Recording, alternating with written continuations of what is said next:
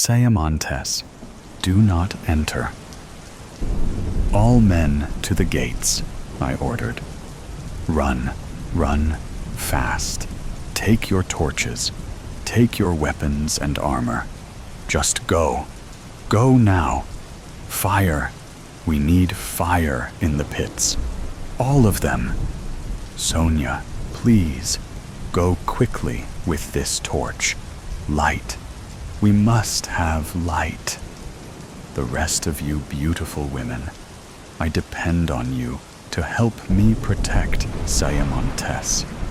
Will you? That was all I had to say, as they took action barricading the massive castle doors. It was too late when the guards alerted us. There had been a breach at our southern gate. This was unprecedented. 24 people against our population of 69. Were they stupid? Sonia approached me as I sat on my throne. It is finished. I have set fires around the perimeter, she said. Don't panic, don't panic, I said to myself. Then, Daniel, who was a little older than me, rushed to the throne, all covered in blood. I made it. I made it back alive.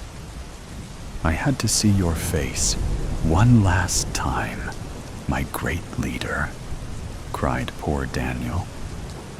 Then he collapsed. He did a face plant right at the foot of my throne. A knife protruded from his spine. Oh my. Is he dead, Sonia? Oh, check him, please, I begged. No pulse. He's dead, she said as she closed his dead, bloodshot eyes. I'm so sorry, Martha. It's great leader. Remember? I said softly, but harshly. Oh, I'm sorry. It just slipped. All right. Go fetch me some wine. I did not know how many casualties we had. The fight had just started. I needed answers. It took her a few minutes, but Sonia returned with 2 bottles of Cabernet. Sonia, my brave friend, you have always supported me. I've cried on your shoulder many times. I need you to hide. Hide in the dungeons. Take fire and water. Pack as if you are going away for a long winter trip. It gets cold down there. Take blankets. Make 2 trips if you must. If something happens to me, and I'll put it in writing, you will be heir to the throne. But great leader, go, I ordered as I teared up. Yes, I'll go, but yes, the absinthe. May I? It's yours. You'll need it more than me. I've got my wine. Actually, fetch me 1 bottle. Before you leave, we'll have us a drink. Yes, great leader. Do you want sugar cubes? I can light it up. Or do you want it straight? Before I could answer, we heard screams coming from one man on our side of the gate. Such brutal screams. Blood-curdling screams. I wanted the screams to stop. Go. Absinthe. The works. Light it up. Oh, dear Lord in heaven, if you are real, if there really is sin, then forgive me for what I am about to do. I took off my crown and placed it on the throne. I dressed myself in chainmail armor, and Sonia returned with the drinks. Where are you going? Why the armor? She asked as she put sugar cubes on a silver slotted spoon. She then lit the drinks on fire. I could smell sweet licorice fill the air. If we must fight, I will join the men on the battlefield. Sonia, we're going to win, I assured her. Please, now, drink. The fire had burnt away the sugar, and in minutes, the drinks were gone. They were strong, delicious. It made my mouth and my lips go numb. Thank you, Sonia. It's time. When she left, I did not know if I would see her again. I, then, gathered my weapons and approached my female guards at the front doors. Open, please, I ordered. They removed the barricades and opened the heavy doors. As I stepped forward, I tripped over my chainmail suit. Blast, I swore. I had fallen hard and landed on my bad knee. Damn it, I swore again. A woman named Clarice tried to help me up, but my bad knee was telling me, no, don't. You must go back to the throne, great leader, said Clarice in her uniquely soothing voice. I did not want to go back, but I did. I quickly put it in writing my plans for Sonia. Then, finally, the screaming stopped. I felt my stomach drop. Could it be over? Or could my men all be dead or captured? I needed more answers. I stared out the open doors and into the darkness. It was the longest minute of my life. Then, ahead, the head of Bartholomew came flying through the doors. It landed with a splat right next to Daniel's corpse. I couldn't help but scream. Someone had just thrown Bartholomew's head at me. I instantly grabbed my bow and arrow. I shot it into the darkness, and it hit the target that was about to come inside. Clarice, drag the piece of shite in. Strip him! Search him! I yelled. He wore a belt of knives and filthy, worn-out clothes. 12 knives, to be exact. One massive knife had jagged edges like a saw. This must be what he killed poor Bartholomew with. The bastard. I rose up from my throne and retrieved that knife.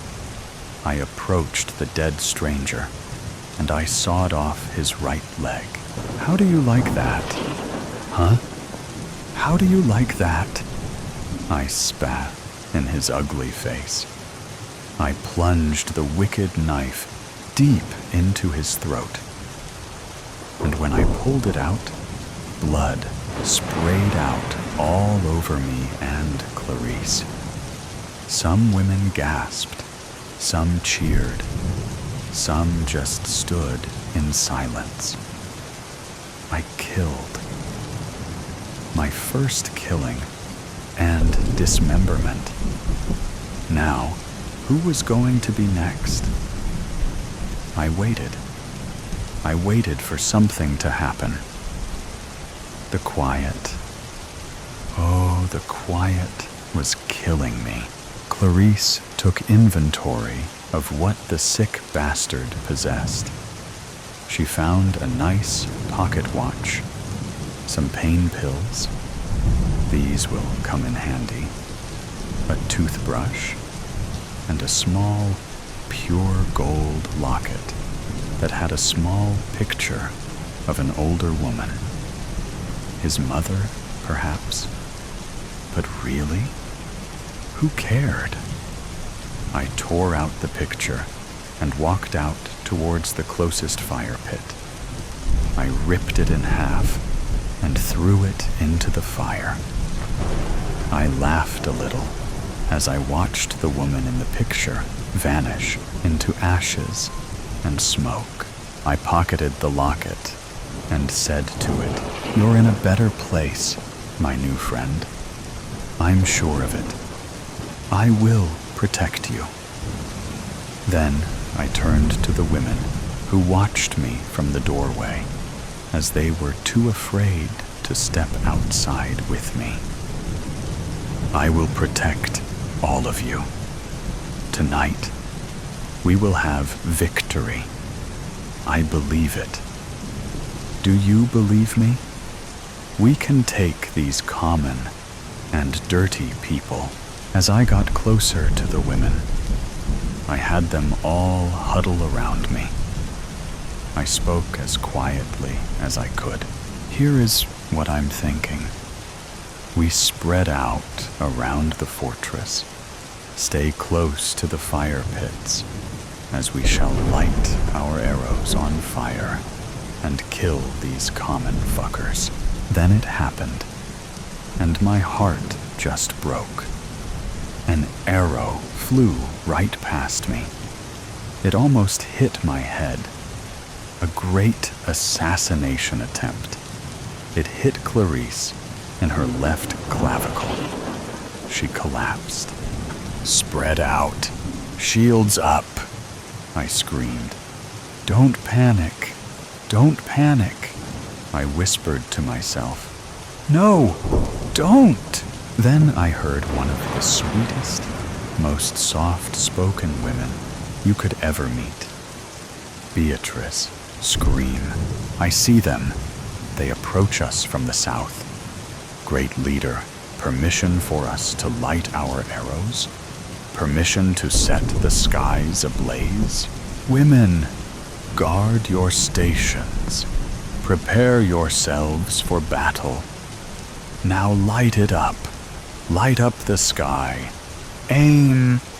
And then I heard a male's soft voice whisper in my ear, "Peace. You have the power to make peace. Peace. Peace would not bring back Daniel or Bartholomew." "Fire," I ordered, and the spectacle was amazingly breathtaking. The arrows lit up the south side of Sayemontess. They landed in unexpected areas. In the trees, in the pond, in one man's shoulder, and beyond. I counted 3 fallen men from the first round. When the flames went out, it was so hard to see. Were they charging us? Where the hell were our men? I ordered another round to be fired. "Take aim at whatever moves. Fire at will," I ordered as I retreated to the bathroom to relieve myself. Even during these times, I felt it was important to be a lady. While the other women may be squatting in place, I preferred my privacy. There had to be more than a dozen men out there ogling them. There had to be. As I raced through the corridor, I stopped suddenly. I heard something behind me. Not screams, but footsteps. I proceeded cautiously, but was afraid to look back. I entered the bathroom, opened the stall door, and soon felt relief. As I washed my hands, the warm water felt good. Then, a hand covered my mouth. "Don't scream. No, don't," whispered a male voice in my left ear intensely. He spun me around. It was Jacob. What a relief. Jacob was someone I cared about very much. We enjoyed our private times together. We had hot sex. He was quite possibly the best I had ever had. He uncovered my mouth and smiled at me with perfect chops. "What are you doing here?" I asked. "The men are to guard the gates. I needed you to protect the women." I became unglued. Why is this happening? How many men have we lost? This is not okay. Why are you so calm? He grabbed both of my arms and told me to be calm, to listen closely. Daniel got a bit ahead of himself. You know how he gets excited, right? Well, he just took off, running towards the southern gate. He had his torch, and we told him to stop, to wait, but he just kept running. Then his torch went out. It was like he just disappeared. We kept moving, and we were careful not to let our flames go out. Then I heard Daniel. Oh my God. A phrase I would normally never use. They got him.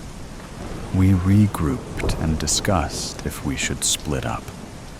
Bartholomew wanted us to split into 4 groups: north, south, east, and west. We decided against him, and he took off running north, back towards the castle. "I've been so worried," he said as he got choked up. Apparently, he did not see the corpse and the head by my throne when he entered Sayemontess. I made sure it would stay that way, at least, until morning, or the end of the battle, whichever came first. "Jacob, I sent Sonia away to hide in the dungeons," I said as I wept. I miss her sweet face already. She was my kindred spirit, my best friend. I took a deep breath and reached for my document I had folded and slipped into my chainmail waist bag. Jacob read the letter with haste. "What's this about her being heir to the throne? You don't honestly believe these commoners are going to kill you, great leader?" I said. "Nothing. I hoped it would not come to that. But as the leader of my people, I had a responsibility to secure Sayemontess, even through the event of my death." "Jacob," I whispered, "can we make quick love before we go back? I know it isn't ladylike for me to ask, but I keep thinking they're going to take me away, or worse, send me straight to the gallows. I know deep down that I am sterile, so even if I survive this, I will never be able to produce an heir to the throne. Oh, please, make love to me." And he did, right there on the bathroom floor. We continued until we had both been pleased. It did not take long, as Jacob always knew what he was doing. We both giggled as we left the bathroom. We were being completely inappropriate. While my people may be dying, we were making love. It was foolish, but needed by both of us. Jacob expressed he had great mental clarity after our encounter. As we exited the corridor, I gasped. "Beatrice!" I screamed. She stood in the doorway with 3 arrows sticking out of her abdomen. She stood there, solid. She did not scream. She was surging with adrenaline. She would guard Sayemontess with every ounce of her energy. great leader. We are winning. But I shot Micah, she said, ashamed. He was out there in the mix, without armor. I shot him. I did, Beatrice cried. He was the love of my life. Then she finally broke down. She took an arrow out of her pack and shot her left foot with it. That's what you get, Beatrice. That's what you get. She then sat down in the doorway. She leaned her head up against the door and died. No, please! I rushed to her, and an arrow grazed the skin of my cheek. But I did not care. I checked. No pulse. She was dead. And for what? Oh, poor Beatrice. Where was your shield? What did they want? What were their demands? Disoriented again, I stood up and walked towards the brave women that continued to fight. There was Gloria. She always beat me at cards. Samantha never stopped smiling. I watched her for a moment. She was targeting one commoner, arrow after flaming arrow. She did shoot at the guy. She was having the time of her life. She smiled big and laughed. "Take that, you bastard," she said as she nailed her target in the forehead. Were we winning? I think we were. Jacob. I paused. Where are the other men? Jacob, we got separated. Separated in all the chaos. That's all I can say. The next thing I remember was being alone in the darkness. My torch had gone out, yet I was so careful not to let it. Then I found myself backtracking to Sayemontess, a deserter. Jacob was a deserter. He carefully reached for my arms, but I pulled away. Samantha raced inside, laughing. "Hey guys, look! They got my ear, and it doesn't even hurt." I shook my head. Was everyone losing it? I wish I had some feathers to give to Jacob as a symbol for his cowardice. Tar and feathers also seemed like a good idea. We could send him to the commoners on a rail. Do with him what you must, and leave the rest of us be. I want you to leave Sayemontess, never to return. I did not have to say any more. His time here was done. He knew this castle as well as I did. I folded my arms as if to say, I'm done. Find your own way out. We were nearing the final stretch. I could feel it as Jacob fucked off. I checked on my women. One by one, I checked on each of them. Are you hungry? Can I cover for you while you take a break? I asked questions like that, and no one took me up on my offers. They were such strong women who wanted to stand their ground. Such loyal women. A few had fallen, and they will be missed. Celebrated even. I returned slowly to my throne. At this point, I wanted to saw off my own leg. It hurt so bad, Sayemontess, I muttered. You shall always be mine. I heard chatter coming from the women outside. Frantic chatter, or was it excitement? We caught one, exclaimed Miranda, one of our oldest people. I shot him right in the caboose. He's down there by the bridge, crying. The pathetic little cur. Come with me to go fetch him. Come on now. Usually, I give the orders.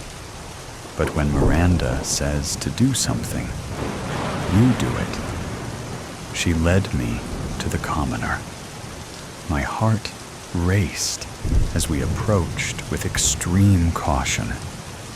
I did not know what to say, what to ask him, so I said, "Why? Why are you doing this? You're all going to die." The man just panted and stared at me for what was the second longest minute of my life. Then he said, "You got a pretty castle. What's it called?" "Sayemontess," I said, as I withdrew that wicked knife. I handed it to Miranda. "Now saw off his head." I grabbed his hair with both of my hands. He squirmed and moaned. Then Miranda sawed away. She took great joy in it. Blood drenched both of us, but we did not care. As we turned around, the rest of the women were standing at the castle's entrance. They sobbed great tears of joy as they watched us. Even Samantha was crying. That never happened. Could it be? Was he the last one? Was it over? I grabbed Miranda and held her close. I kissed her forehead and said, "Oh, Sayemontess, my beautiful castle filled with my beautiful people. Say, let's go get cleaned up. Tomorrow we can start a new chapter. It will be just us girls." Stormy night. Eli Carter stood in the middle of Elm Street, rain pouring down like God's own wrath, drenching him to the bone. The water hit the pavement so hard it bounced. A million tiny suicides leaping from the sky only to splatter and die. The street lights flickered, their weak yellow halos barely piercing the downpour. His shoes squelched with each step, and his breath came in tight little gasps. He didn't know how long he'd been standing there. Minutes, hours, a lifetime? He had no memory of how he got here. A second ago, or maybe an eternity, he had been in bed, tangled in sheets damp with sweat, the weight of a dream pressing down on him like a lead blanket, a dream of movement, of running. Endless hallways stretched before him, impossibly long, bending at angles that didn't make sense. The walls, lined with doors, slammed shut behind him, one by one, not by his doing, but by something unseen, something chasing, something that wanted him. Each door he passed felt like a choice he had already failed to make. Each slammed door, a lost opportunity. His breath had come in gasps. His legs ached from running. But the hallways never ended. Just turn after turn, door after door, the floor shifting beneath his feet like the belly of a great beast. There were no windows, no light, except the sickly glow of something overhead that wasn't quite a bulb, wasn't quite fire. And in the air, thick as humidity in August, was the hum of something enormous. Some deep, resonant sound felt more in his ribs than in his ears. And then, this. The dream had ruptured, torn apart like thin fabric. And he had been here. The rain, the street. No transition. No waking up. Just one reality swapped for another, seamlessly, cruelly. His mind struggled, clawing for logic where there was none. The downpour drummed against his skull, cold rivulets snaking down the back of his neck, washing away the last frayed edges of the dream. But had it even been a dream? Because the certainty struck him now, deep and final. A stone dropped into the well of his gut. Something was very, very wrong. A flicker of movement caught his eye. Across the street, just beyond the yawning black mouth of an alley, stood a man. He was tall and thin, dressed in a suit too old-fashioned to be modern, but too crisp to be antique. His face was long, almost horse-like, but his eyes were holes, not black pits, not deep shadows, holes, like someone had taken an ice cream scoop to his face and dug them clean out. Eli took a step back. The man took a step forward. A chuckle floated through the rain, thin and reedy, like laughter being played backward on an old cassette tape. Eli turned and ran. The city around him twisted as he moved, as if reality itself were coming undone, unraveling thread by thread. The buildings groaned, their bones creaking, their very foundations shifting beneath his frantic steps.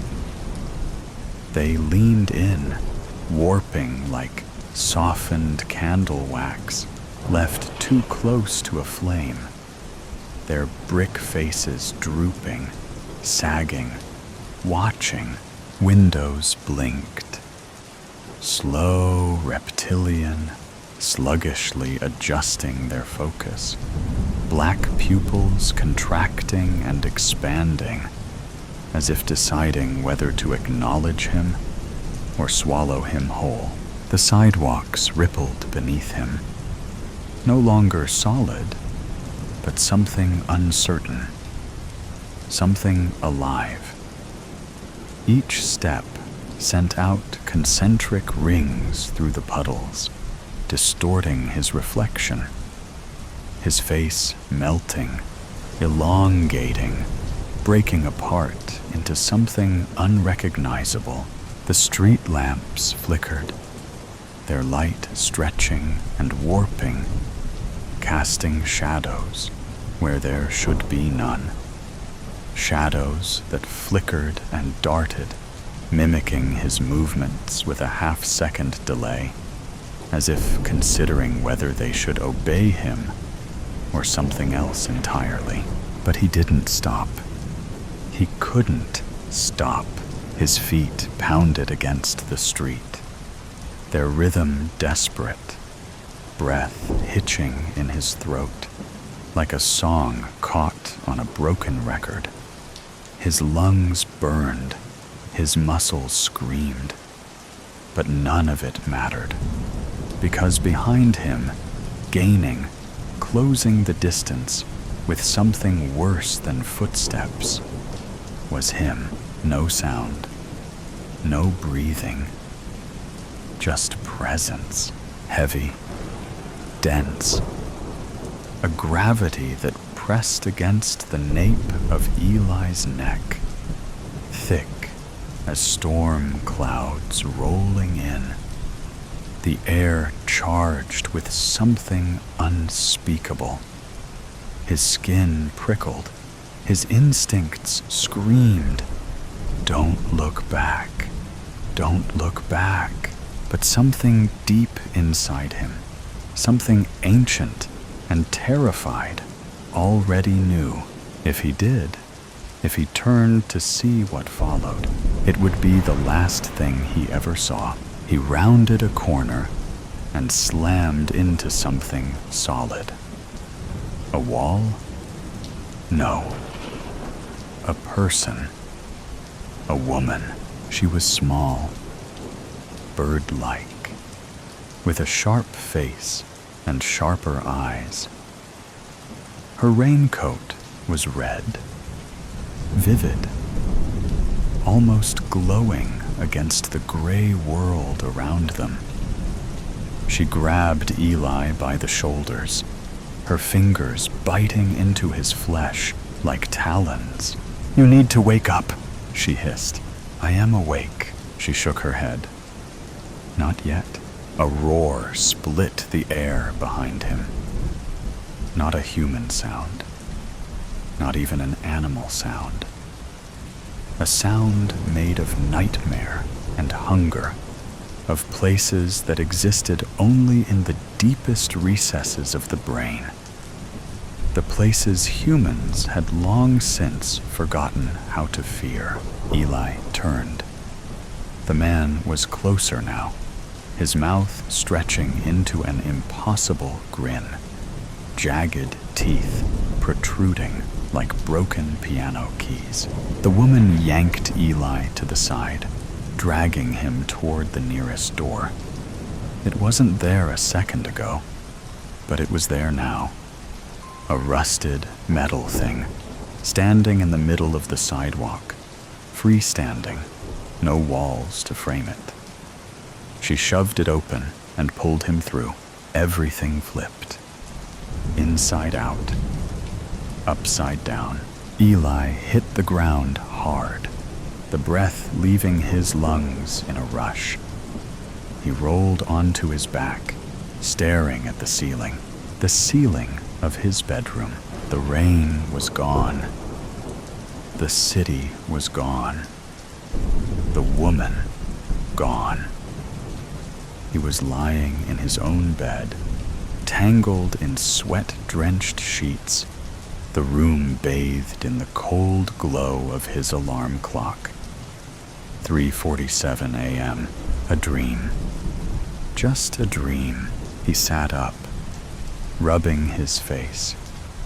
His hands were shaking, fingers twitching like dying spiders. His throat was dry, a desert of cotton and dust. He needed water, something real, something solid to anchor himself. The lingering weight of the dream, or whatever it had been, clung to him like a second skin, sticky, suffocating. He swung his legs over the side of the bed and froze. His feet were wet, not damp, not dewy with sweat. Wet, like he had waded through a flooded street, like he had stepped barefoot into the mouth of a storm.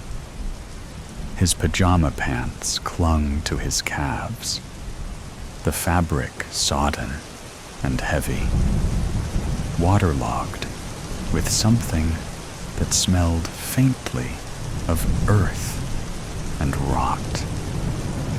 The cold bled into his bones. Then he saw it, a tiny river of water, glistening in the dim glow of his bedside clock, winding its way across the floor like a snake slithering home. It led to the bedroom door. No, not just to the door. Through it. And there, stark against the pale wood, were muddy footprints. His footprints, Eli's breath hitched. His ribs felt too tight, his heart slamming against them like a frantic bird trapped in a cage. He reached out with a trembling hand and touched the sheets, sopping wet. The scent of rain clung to them, sharp and electric. The metallic tang of a storm that had no place inside his room. A storm that should not have followed him here. The air shifted behind him.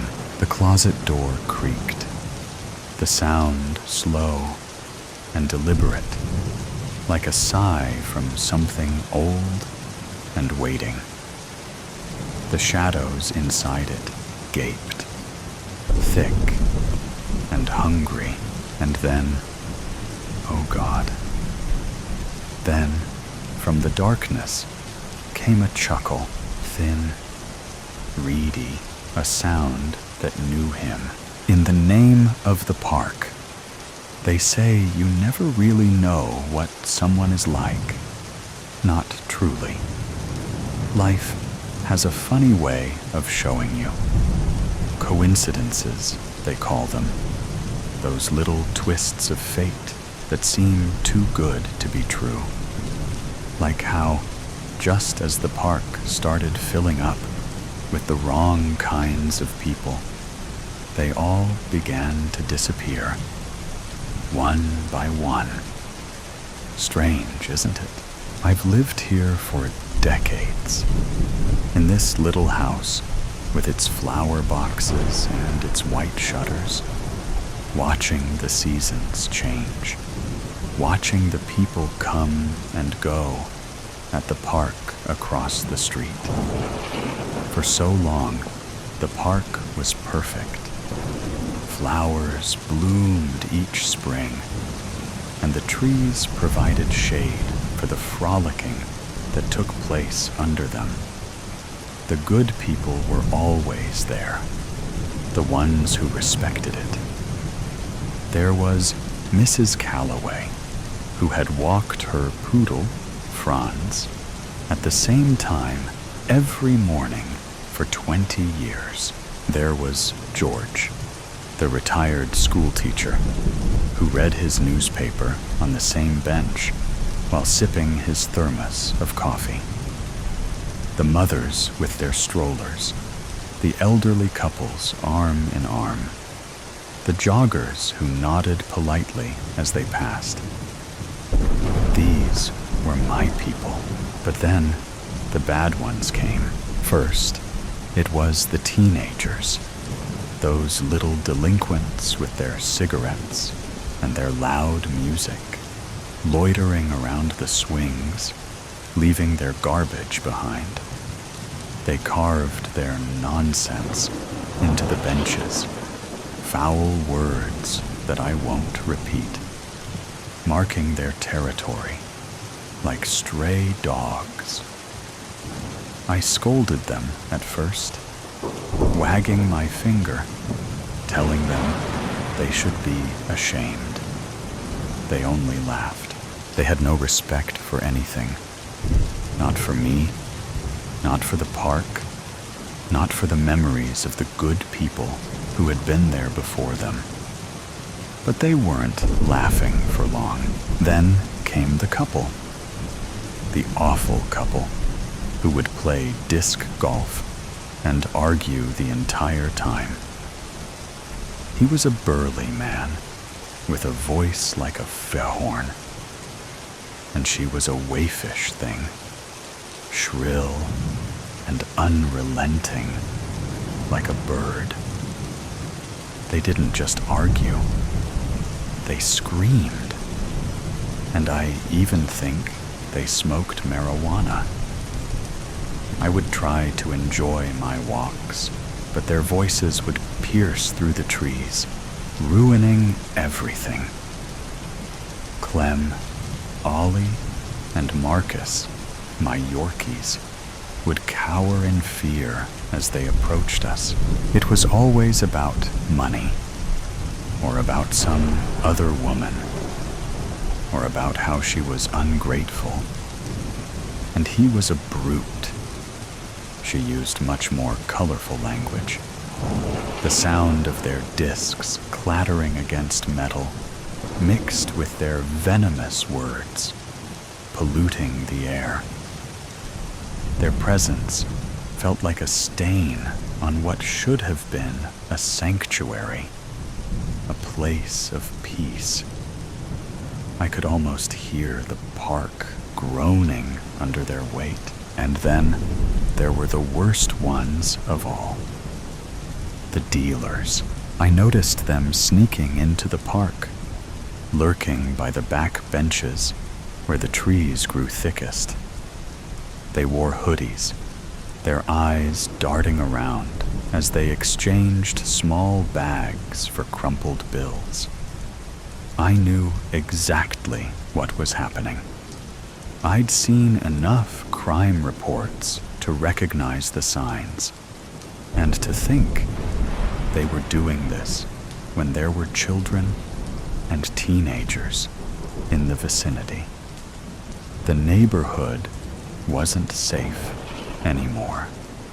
My park wasn't safe. I saw them whispering to people who passed by, shifting anxiously, always watching their backs. I knew their kind. I had seen the stories on the news. Violence always followed them, and the police did nothing, and yet people ignored it. They walked past, either too afraid or too indifferent to say anything. I called our local police station, and they only told me they would send an officer to check it out. I will tell you, this did not happen. As I watched from my window and saw no police officers in the area, I did report this as well. But I knew the truth. If you want something done right, you must do it yourself. I had to do something. You can never judge a book by its cover, they say. People look at me and they see an old woman, slightly hunched, dressed in my sensible sweaters and shoes, walking my 3 little dogs. They see my tidy house with the white shutters and the flower boxes, and they assume I am exactly what I appear to be. They don't see the woman who was married to a cruel man for 20 years, who learned how to endure, how to be patient, how to bide her time until the right moment came, who realized sometimes something must be lost to be gained, as was the case in preserving peace for my 3 sons. They don't see the woman who grew up on a farm, who learned early how to break a chicken's neck in one swift motion. They don't know how strong my hands really are. Desperate times call for desperate measures, don't they? The teenagers were first. It wasn't hard. One of them, a particularly mouthy one with a sneer that made my blood boil, was walking home alone one night. It was almost too easy. A single strike with the tire iron I kept in my shed, and he crumpled like a rag doll. He and his friends did not hang out at the park after that, so far as I could tell. It was strange how quickly the others took the hint. The arguing couple was next. I followed them, listening to their voices rise in fury. They were on the edge of the park, past the old fence, where no one went anymore. She was crying, and he was yelling, his voice shaking the leaves. I didn't even hesitate. A push was all it took. Just one push. And his big, lumbering body toppled over the edge of the ravine. The silence was so sudden, it was almost beautiful. It was as if the park could finally exhale. She turned to me, eyes wide, lips trembling. I thought she would scream, but she didn't. She ran. And I let her, because I knew she wouldn't tell. Women like her know better than to cross women like me. And maybe she will use this second chance to make some better life choices. The dealers were harder. They moved in groups, cautious, always looking over their shoulders. But people like them, they get greedy. They trust the wrong people. One by one, they fell. Each disappearance, a small victory. The police didn't even look into it too hard. Junkies, they called them. No big loss.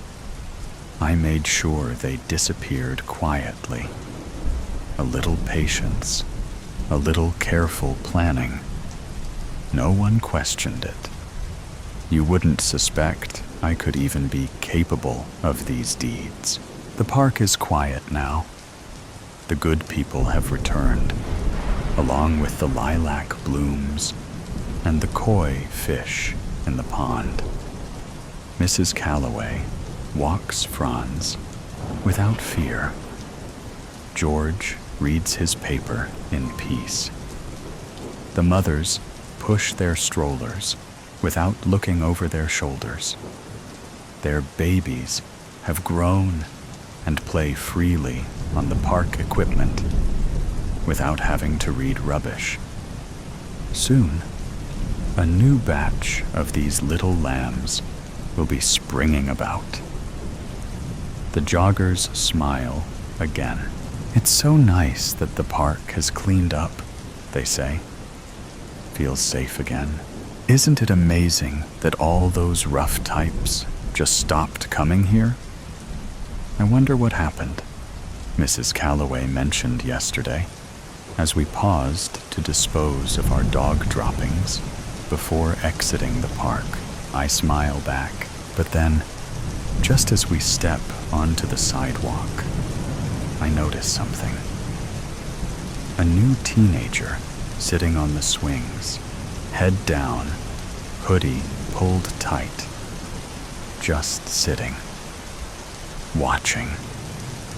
I grip the leash in my hands, my knuckles whitening, because it is safe, and I intend to keep it that way. They're coming. They're coming. The whispers carried by the wind. The repeat of words started yesterday morning, from the moment my bare feet touched the wooden planks of the wrapped-around porch. The corn swayed slowly. Anticipation, knowing they would soon pick up their speed. Sounds of the horses shifting around the fields, anxiety fueling them. They knew just as well as I did what was to come. The clouds in the distance were dense. The light around the house shined bright for now. The blanket of clouds would take that away. Soon, too soon. The pitter-patter of little feet sounded from behind me. A hand wrapping around my finger, giving a slight tug. Her bright blue eyes would be boring into me. Those beautiful eyes she adopted from her father. If only he was here, they wouldn't be coming. They would leave us be. They would keep their distance. They knew what the consequences were, but no contact, no letters, no information of where he was or when he would come home. Left us in the foreboding shadows. The war was bound to come. Unfortunately, we knew that. The day the papers came, he looked at me. The look of knowing all too well. He would be called upon, leaving us to fend for ourselves, while he went God knows where, to defend the great land we call home. The last letter received was over a month ago now. We sent one in return within the week. Concerns the officers would come bringing devastating news filled the house, weighing the air down. Another tug released me from my trance. I looked down, mustering a smile as best I could. Guiding her back into the house, setting her up in the chair for breakfast. Eggs, toast, and fresh bacon from one of the sows lay in front of her. Coffee was the choice for me. Hunger was gone. I felt nothing of the sorts. Thirst controlled me. Coffee, water, and milk satisfied me for the time being. A bang sounded outside. My eyes snapped to see through the fogged window from grime. Something else to add to my list of things to do. The dust and dirt picking up from the fields created a layer. A goat was taking time to practice butting again, lining up to go again with one of the poles surrounding them. The clouds were closer. Too much to do before they would be here. Too little time. Another tug. This time, my dress. I felt the hole in the side tear a little bit more. Another thing to fix around this place. I turned. Her shoes were on her feet, and mine were in her hands. The plate behind her was polished off, and the cup with remnants of milk sat beside it. Her head cocked to the side. A nod returned. Sliding my feet into my boots, we headed out to accomplish the never-ending tasks plaguing us. Night fell quickly, and the clouds were almost here. By morning, they would be on top of us. The sounds of the restless animals in the barn through the open window next to my bed. Creaks of the old house moving with the wind called out in various parts. The nerves, the knowing of what's coming, getting to me, all while she slept peacefully in her bed. No worries in the world, aside from making sure the animals were happy, and her father was okay. The adolescent hopes and dreams occupying her mind. Mine was screaming at me. Too many thoughts, too many fears, all flicking through, ready to explode out. The hope of tea helping the pain and pressure, all while it did nothing at all. It usually did not, but I lived by it as my mother had too. Lessons she taught me, guided me quite frequently. That being just one of them. They're coming. I shuddered with the wind as it brought that news. Constant reminders. I wanted to scream out. I know all too well. Instead, I stayed quiet, fighting to go to sleep to earn some peace. Peace would not come, however. My dreams would be filled with thoughts of them coming. My husband, my child not getting everything they need. The idea of peace is just that. An idea, a hope. There was none for me. The sounds were pounding by the time my eyes opened. Light barely came through the windows. The clouds were here, and so was the shadow. My feet pounded, carrying me out onto the porch. The corn stalks now looked like they were laying down, the wind rearing its ugly face. They're coming, they're coming, they're coming. The words pounded into me. My eyes watered, dirt flying into them. I felt my way to the sink, rinsing them out as best I could. Turning, she was behind me again, head cocked to the side. Quickly fixing oatmeal, she ate while I worried. Opting to give her time off today, I set her up with her favorite things in the living room. Not before getting her dressed in her Sunday best. No hair out of place, and a bow matching her shoes. The wind howled outside. They're coming quickly. I needed to get everything done quickly. Forgetting my shoes, I headed to the barn, multitasking, not without dropping things. The grime now covered me, just as it did the windows. Hurry, you must hurry. Stepping out of the barn, a cloud of dust was nearing. Pounding of horseshoes coming down the way, carried with the wind, just as the words did. They're coming, minutes, a matter of minutes, and they would be here. The dust rounded the drive at the far end of the field. My feet ran me into the house and to the bathroom. Grabbing a cloth, I wet it down and scrubbed at my flesh.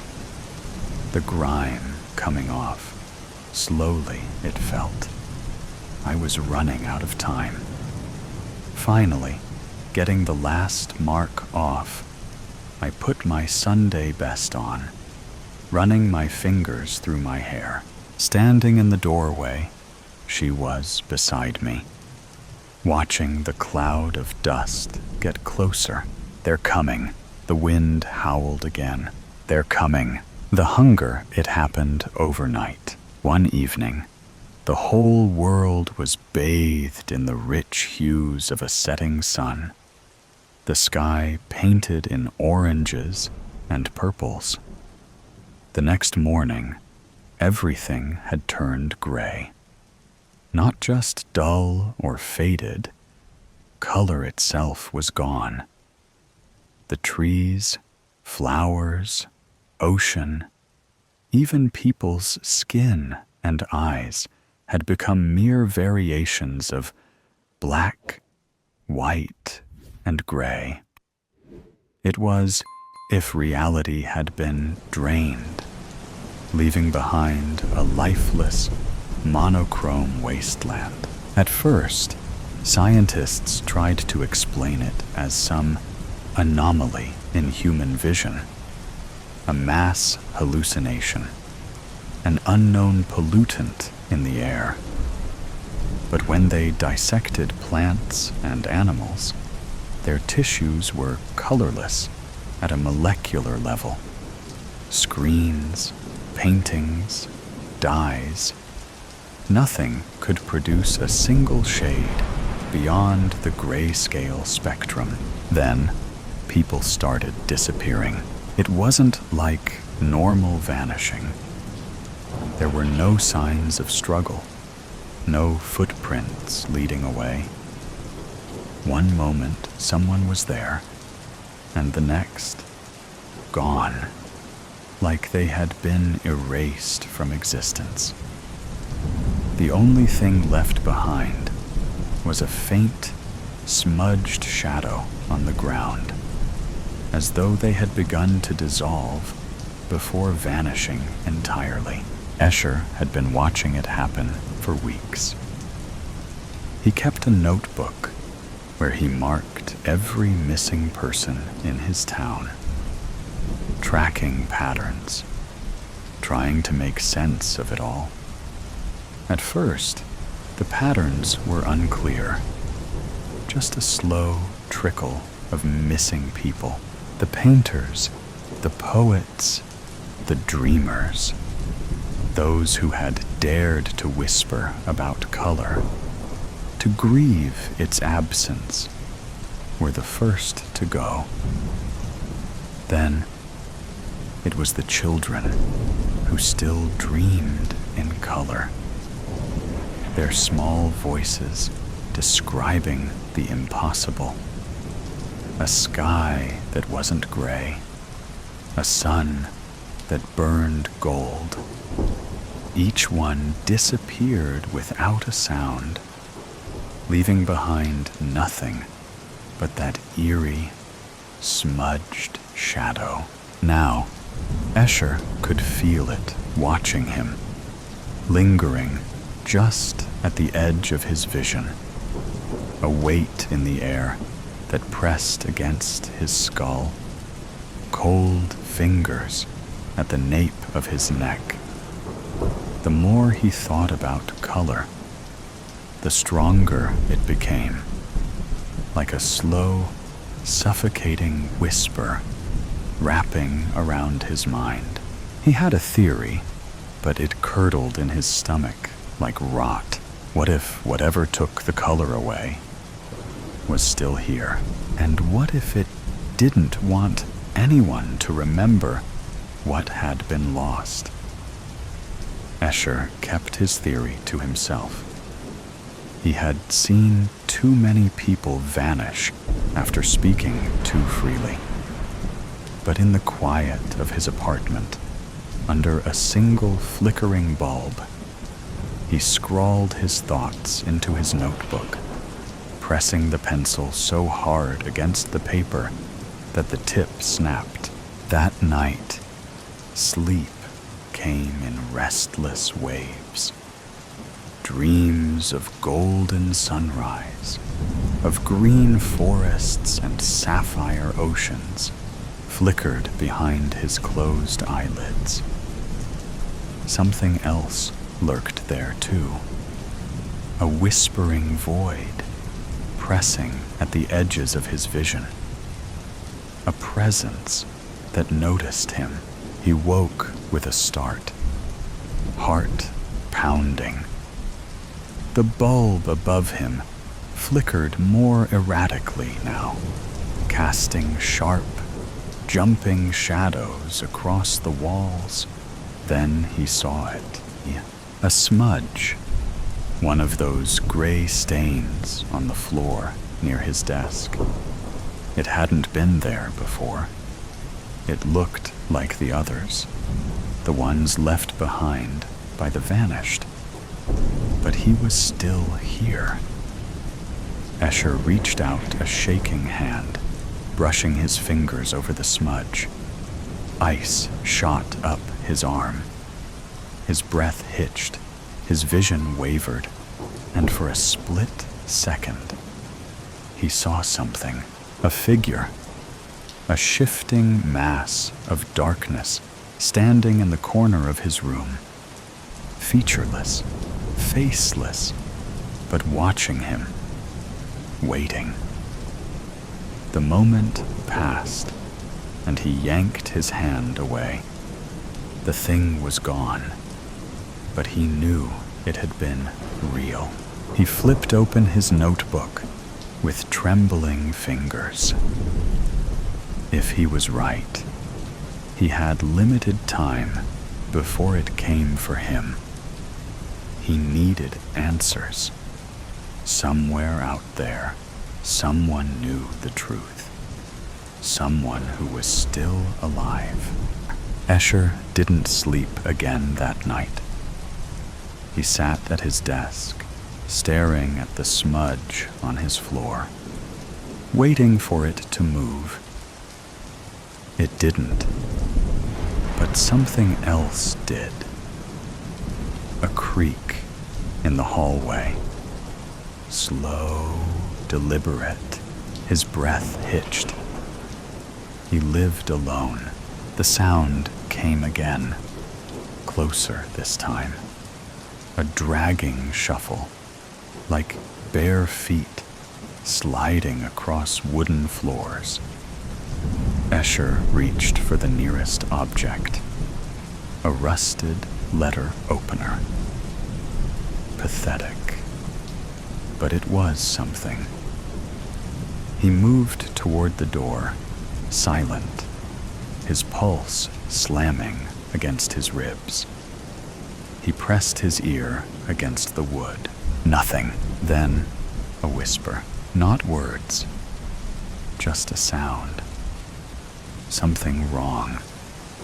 Like wind whistling through hollow bones. Escher yanked the door open. The hallway was empty, but the walls weren't. Long, uneven handprints streaked the wallpaper, dragging downward, as if something had clawed its way along. The air was thick, pressing, like he had stepped into a vacuum where sound and light had begun to fold in on themselves. Then he noticed the door at the end of the hall. Apartment 203. No one had lived there for months, but now it was open. A sliver of darkness yawned beyond the threshold, impossibly black, deeper than shadow. Something was inside, watching, waiting. Fingers slowly emerged from the darkness, wrapping around the edge of the door, not quite human. Too long, too thin, curling around the edge of the door. The skin wasn't just gray. It was wrong, shifting like static, like it wasn't fully real. The fingers twitched. Escher bolted. He didn't stop until he was outside, breath steaming in the cold air. The city was dead silent, buildings looming in their gray-scale monotony. But something had changed. The streetlights flickered, and for the first time since the color vanished, Escher saw something new. In the distance, above the rooftops, high in the night sky, a single, pulsing red light, the first color he had seen in weeks. And deep in his gut, Escher knew. It was calling to him. He had two choices: run the other way and pretend he never saw the red light, or go to it. Every survival instinct screamed for the first option, but something deep inside, something primal, pulled him toward the second. It was the first color in a world that had been stripped bare. It was wrong, unnatural, but it was something. His feet were already moving. The city was eerily empty.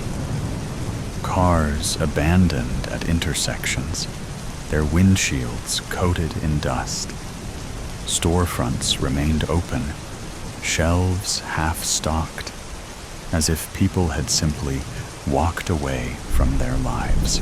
The red light pulsed, steady and slow, coming from the tallest building in the city, the old communications tower. As Escher approached, he felt it before he heard it. A deep, low hum. Subsonic, just beneath the range of hearing, but strong enough to feel in his bones. The street lights flickered in time with it. A shadow moved up ahead. Escher froze. A figure stood in the middle of the street, facing away. Motionless, the man, or what had been a man, wore a tattered suit. Its fabric faded to gray like everything else. Something was wrong with him. His arms hung too long at his sides, limp and lifeless. His head titled slightly, as if listening to something Escher couldn't hear. And then, slowly, the man's neck snapped back, bending at an impossible angle. His face. Escher sucked in a deep breath. The man's eyes were gone. Just smooth, gray skin where they should have been. His mouth hung open in a silent, gaping O, like something had hollowed him out from the inside. And then, without moving his lips, a whisper slid from his throat. You shouldn't see the color. Escher ran. His breath came in short, sharp gasps, feet pounding the pavement. The communications tower loomed ahead. The hum grew louder. The street lights died. Darkness swallowed everything except for the red glow above, pulsing faster now, more urgent. Something was chasing him. He could hear it, a skittering, impossibly fast, limbs scraping against the pavement. The tower doors were open. Escher threw himself inside and slammed them shut. Silence. His heartbeat thundered in his ears. He took a shaky breath, turning to face the interior. The building was empty. An old stairwell wound up in the dark, leading to the roof.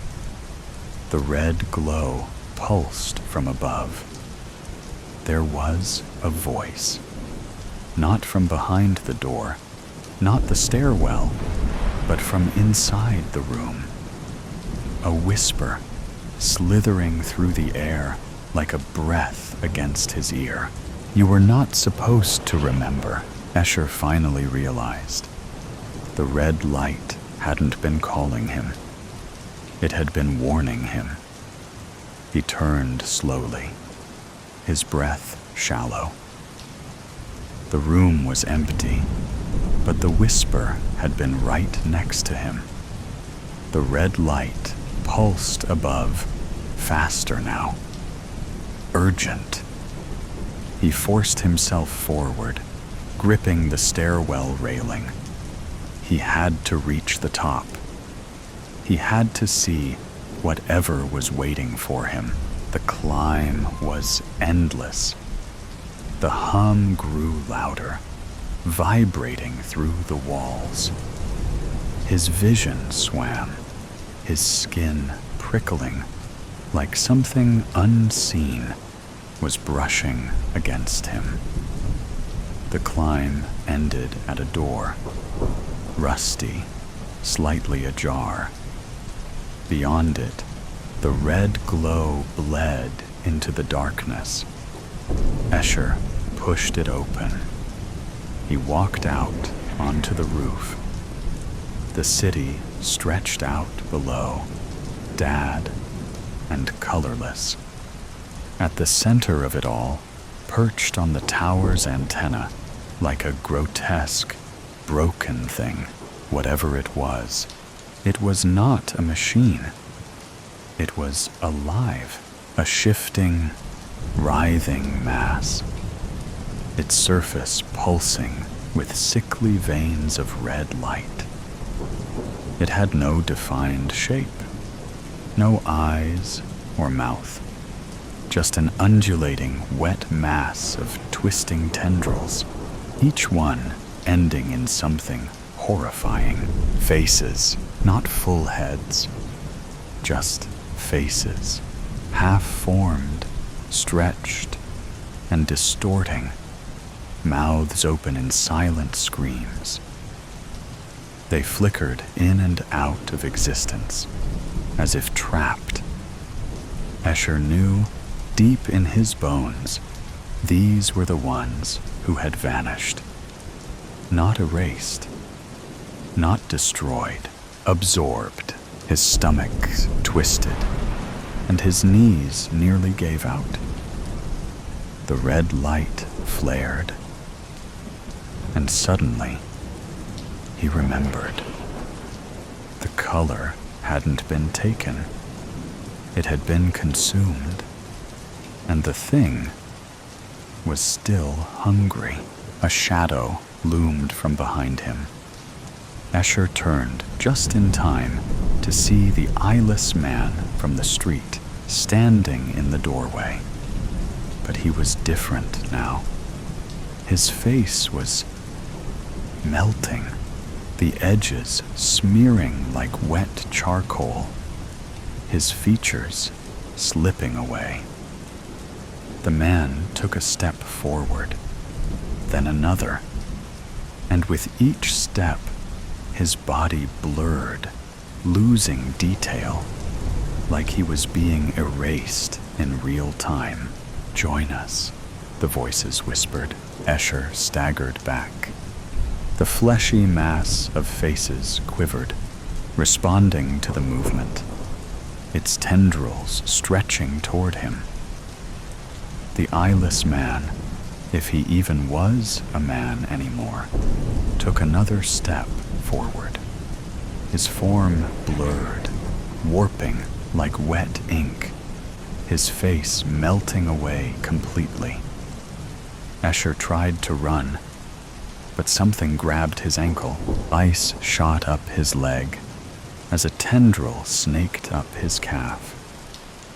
It wasn't solid, not exactly.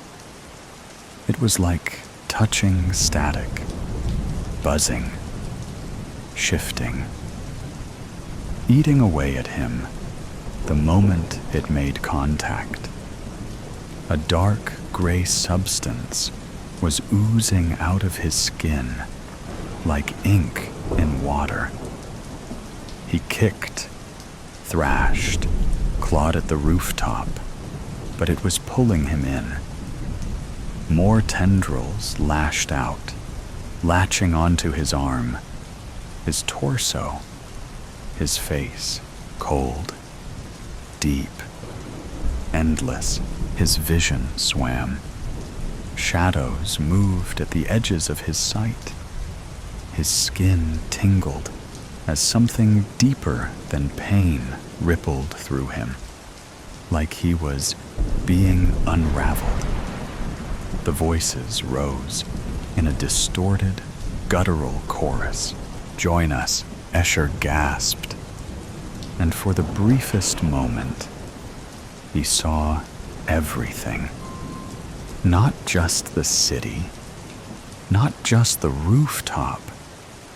Beyond, the world before color disappeared, and the thing that had come before that, something vast, endless, watching, waiting. That fleshy thing of faces wasn't the beginning. It was only a fragment of something much worse. The red light pulsed one final time. Then, it went out. Silence. Darkness. A whisper rippling through the void. Now, we are free. For such a time as this. Once a week, for the past 10 weeks, Hattie had come to the local cafe for Bible study with a few of her friends from church. It was led by Marissa, one of the long-standing members of the church. Once a week, for the past 10 weeks, Hattie had left the cafe feeling uplifted, inspired, and closer to her Creator. And this week, the 11th week, she expected no different.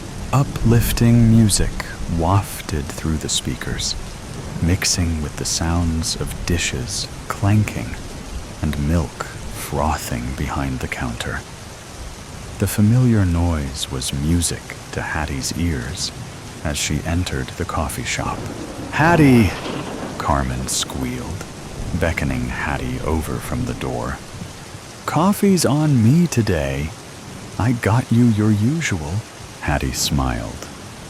Carmen was the personification of generosity, although that wasn't always the case. "How are you doing?" she asked, sliding into the booth that they always sat at. "Better than I deserve," Harper quoted, appearing behind them. It's what Carmen always said when asked that question. It's the truth. God is so good. As long as I'm breathing, it's more than I deserve. She shrugged. Harper slid into the booth next to Hattie, smiling. "Is Marissa late for the first time ever?" Hattie asked, looking around. "I thought I saw her car outside." In response, Marissa came out of the bathroom and joined the 3 college girls at their booth. "Good morning, girls," she said, eyes bright, as she took her seat next to Carmen. The 4 girls took each other's hands, and Marissa opened them in prayer before they opened their Bibles and began reading and discussing the book of Esther. Is it wrong to be so engrossed in divine wisdom that you lose track of what's happening around you? Surely not, although it can be dangerous. What is wrong is to come into a quiet, privately owned cafe at 11:38 a.m., lock the doors, aim a gun at the ceiling, and set it off. Which is exactly what happened next. The shot rang out in the near silence of the cafe, piercing through the air like only a bullet can, sending a singing bell into the ears of all who were near it. A young child across the shop screamed and was instantly grabbed by his mother, who hid under a table with her back to the aisle, blocking anyone from getting her child. A barista dropped a porcelain cup out of shock, and it shattered on the floor, spilling hot liquid everywhere. Hattie cupped her hands over her mouth so as to not scream. "Everybody hold up your phones," the man shouted, swinging his gun around. "Hold them up high." It took no time at all for everyone to comply. "Good. Now you." He pointed his gun at the man who was standing at the counter. "Go and get them. Bring all the phones to me." The barista couldn't have been more than 17, and his hands shook as he went around to each table and collected the phones. That 17-year-old boy wasn't religious, but at that moment, he was praying. praying that somebody, anybody, had called the police. "It'll be okay, girls," Marissa whispered. Hattie could tell that she was trying to be strong, but she could also see the fear in her eyes when she glanced at the man with the gun. "You four." The man pointed his gun in the direction of Hattie and her friends, and it was at that point that Harper began to cry. "In front of the door. Stand." None of them knew what he meant, but he motioned for them to get up. And since he had a gun, they did what he asked. Then he did it again to the next table, making them stand in front of the windows. Soon, the whole store was stood in front of the glass entrance to the small cafe, including the little boy and his mother. While he was lining them up, the sound of sirens began, getting louder and louder, closer and closer, until they were too loud for Hattie to bear, and she covered her ears. Henry Walker, an amplified and slightly muffled voice, said from outside, "This is the New York City Police Department. We have the building surrounded. Come out with your hands up." Of course, Henry did no such thing, but waved his gun in the air, almost as if he was saying, "Don't try me." Next to Hattie, Carmen was holding her necklace so tightly that her knuckles were turning white, while her other hand was entwined with Harper's. Marissa's lips were moving, but there was no sound coming out. She was praying. Not a bad idea, Hattie thought. So she joined in.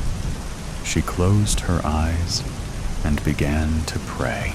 As she did, words from the passages that the four girls had been going through came to mind. It was a popular verse, seen on stickers and coffee mugs, for such a time as this.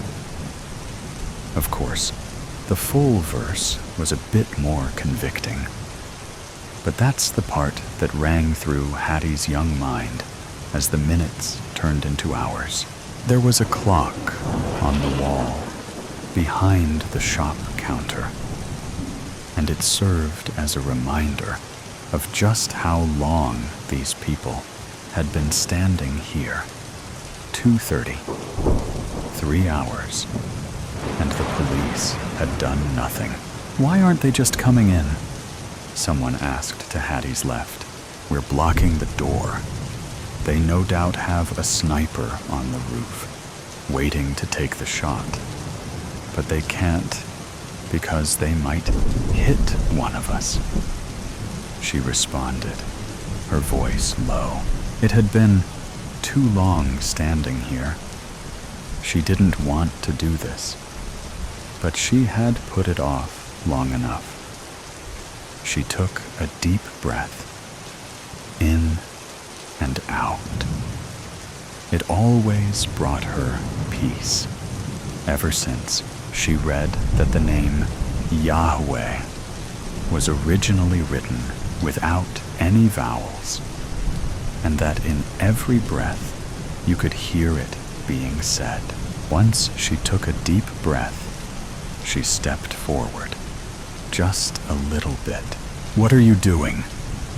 the guy with the gun asked, aiming his weapon at her chest. "Get back in line." "You don't look so good," Hattie said, her voice shaking ever so slightly. "Can I get you a cup of water?" Henry stared at her as he considered this, evaluating, calculating, risk assessing. Hattie was doing the same, taking in the blood soaking into the side of his shirt the sweat dripping down his face, and the wideness of his eyes. "What's your name?" Henry narrowed his eyes at her. "Hadassah. People call me Hattie." No one called the girl by her real name these days, but she told him anyways. "I just thought that you might feel better if you had a cup of water. Sorry." "Hadassah. Yes, I think a cup of water would help me feel better." "Thank you. Can you get one for me?" Hattie nodded, the weight of her decision settling in. No longer was she glanced over as just another piece of a horde, but now she had been called out. She was in this. It took all of her strength to take the next few steps. All of them brought her closer to a dangerous man who seemingly did not care about her safety. But there was still a little inkling in the back of her mind, a blossom of hope that slowly bloomed as she poured some water from the tap into a plastic cup and brought it to him. That maybe, just maybe, this would all go to plan.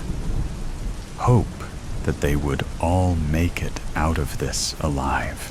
Henry, still suspicious, took the cup from Hattie, but said nothing.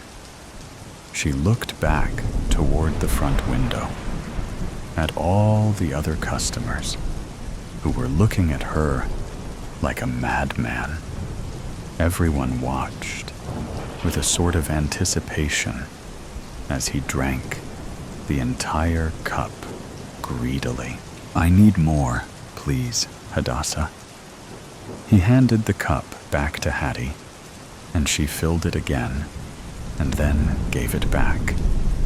Once he had drunk his fill, he sent Hattie back to the front of the shop. 45 minutes passed. This time, Hattie's voice shook even more when she stepped forward and said, "Excuse me, what is it, Hadassah?" Henry asked, but he didn't point the gun at her. "I'm really very sorry to interrupt you like this, but I couldn't help but notice that you're bleeding. I'm training to be an EMT. I could patch you up, if you'd like."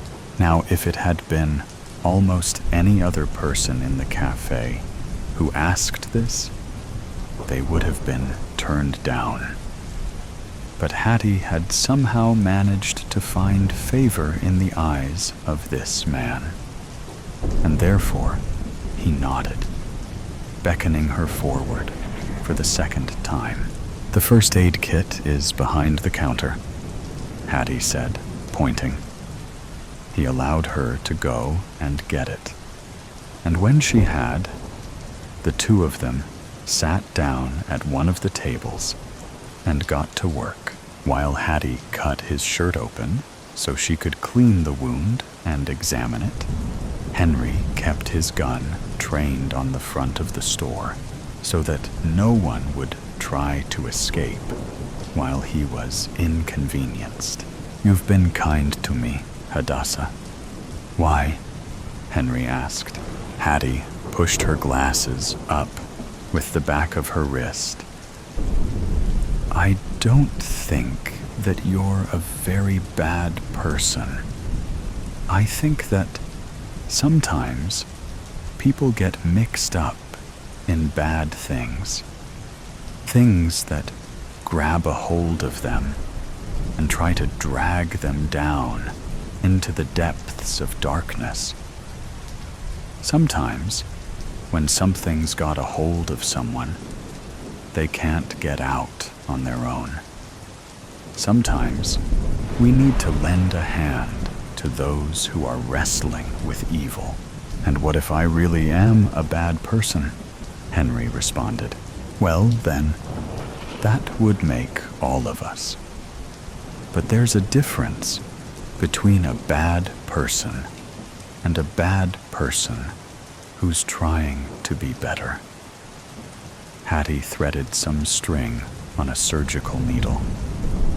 And if you'll allow me, I'd like to help you with that. I want to be the hand that gives you what you need to win this fight with darkness. It was truly a miracle that she had said all that without tripping on her words or messing up with her stitches. She tied the string off and cut it, then lowered Henry's shirt back down. The injury wasn't what she had been expecting. Honestly, she thought he might have been shot, but it was still a deep scrape that needed patched up. And how would you do that? Henry asked, taking her wrist. When he looked at her, Hattie noticed that his eyes were different than they had been. They were searching instead of wandering, passionate instead of crazed. Help me, I mean. Well, it could start by the two of us sitting down and having a very serious conversation about what it means to be good or evil and how we can change at all. And then, depending on what you decide, it would probably end with you getting in one of those cop cars and atoning for what you've done up to this point. Henry nodded, and Hattie sat with him, silently asking for wisdom on what she should say. With a steadying breath, she decided to start by explaining the gospel to him, starting at the beginning, like she had been taught to do. She explained how God made the world, made us perfect, but then how we fell into sin. She explained separation from God and what that meant for us in our fallen state. And then she told Henry, who was listening intently, as though this was the only thing he ever had to think about. Henry, why are we here today? What made you decide to do this? Hattie asked when she had gone through her spiel. I got in with some rough people. We did something bad, he said, head in his hands. Police pulled up, and I didn't want to get caught, so I ran. Figured I could do what they do in the movies and negotiate my escape. Wasn't till I got in here that I remembered. Henry looked up at Hattie, eyes shining with tears. Bad guy never gets out of the situation in the movies. Okay. Hattie nodded. So what's next? Everyone goes home, Henry whispered, taking in a shaky breath. And I go to prison. Hattie stood and turned to the rest of the people in the cafe. And Henry put the gun on the table, away from him. Go home. Hattie told everyone along the window, smiling. Then she sat back down and faced the criminal before her, asked him how he was feeling, listened intentionally only to him while a SWAT team came in and surrounded them both. Henry had long since broken down into tears and was shaking with sobs so hard that he couldn't even hold his hands up in surrender. He didn't protest when they put the cuffs on him and read him his rights, or when he got it in the back of a police car. When it was all over, Hattie put her head down in her arms on the table. She did not anticipate how exhausting it would be to evangelize at gunpoint. Her friends came back in, and laid a blanket over her, matching the ones wrapped around them. Shock blankets, they were called. "Hattie, that was so stupid and brave," Carmen said, sitting next to her. "Are you okay?" "I'm fine. Just doing what had to be done," Hattie responded, looking up from the table to her friends. "We should go get ice cream," Harper said, then quickly amended, "through the drive-through." Hattie snorted, laughing. "I have ice cream in my dorm room. Come on." The four girls left the cafe and drove to the college, each separately praying a little prayer of gratitude on the drive over, and then finished their Bible study in the comfort of Hattie's living room, with bowls of chocolate ice cream next to them. When Henry's trial came 2 weeks later, Hattie attended. She watched him plead guilty and apologize to the people he had hurt. She didn't visit him in prison, but wrote him letters of encouragement every once in a while. When he wrote back that he had become a Christian, she shared it with everyone in her church. Overjoyed, after a year or so, the four girls decided to try the coffee shop again. And so now, every week for the past 10 weeks, Hattie, along with a new friend named Maya, has gone to the little family-owned cafe for a Bible study with a few of her friends from church. She'd walk in and hear the quiet, uplifting music and the gentle bustle of the few people inside, and smell the fresh ground coffee beans and vanilla. Then Maya and Hattie would see Carmen, who had dyed her blonde hair bright orange since last week, and Harper with her new engagement ring, and Marissa, who was now pregnant. And they'd sit and talk and read and pray, just as they expected to do for the next 10 weeks. Nowhere to be found. "Timothy, sit down and shut up. Don't make me tell you again." "But Dad, I want to see how far I can jump." "Sit down." "But Dad." "Not here. Not now. Don't do this to me, Tim." The father exhales sharply, pressing 2 fingers to his temple. 3 hours. That's all he's asking for. 3 quiet, uneventful hours from Perth to Adelaide. No screaming kids. No feet kicking his chair. No running up and down the aisles. More specifically, could the one causing havoc please not be his own? Timothy crosses his arms, sulking. Flying is boring. Why couldn't they go somewhere fun, like Hollywood or Africa? Why did it always have to be Adelaide? Grandma would pinch his cheeks, and Dad would sit around drinking port with Grandpa. Their house smelled funny, and now he couldn't even test how far he could jump on an airplane. He shifts in his seat, eyes scanning the rows of passengers ahead. The seatbelt light is off. Maybe if he's quick, the father sighs, pinching the bridge of his nose. Timothy, I swear to God. He turns to his son's seat. It's empty. A second passes. Another. The father blinks.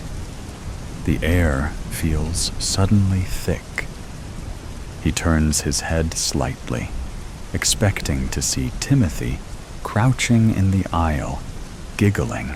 Nothing. His gaze darts to the seats ahead, searching for the flash of a child's movement. His pulse quickens. Tim, no response. The father unbuckles his seatbelt, scanning the cabin. Timothy isn't anywhere in sight. He grips the armrest, forcing a breath through clenched teeth. It's fine. It's a game. He stands up. Timothy, a few heads turn. A flight attendant passing by pauses. "Sir, my son," he says quickly. He's not in his seat. She glances at the empty spot beside him. Perhaps he went to the restroom? No, he wouldn't. Not without saying something. Not without whining about having to go. The father moves toward the nearest lavatory, knocking hard. "Timothy?" No answer. He presses the button. The door pops open, empty. A cold knot forms in his stomach. He checks the other lavatory. Then the one at the front. Then the one at the back. Nothing. His pace quickens. His breath turns shallow. He pulls open the overhead lockers, searching for... what? A hiding child? He doesn't know. He just knows Timothy isn't in his seat. Timothy isn't anywhere. He weaves through the rows, scanning every face, stopping at every child. No. No. No. The flight attendant approaches again, concern in her eyes. "Sir, my son," he says, more forcefully now. "He's missing." A ripple of murmurs spreads through the cabin. Another attendant joins the first. One of them touches his arm lightly. "We'll help you look." Passengers glance up, some confused, others disinterested.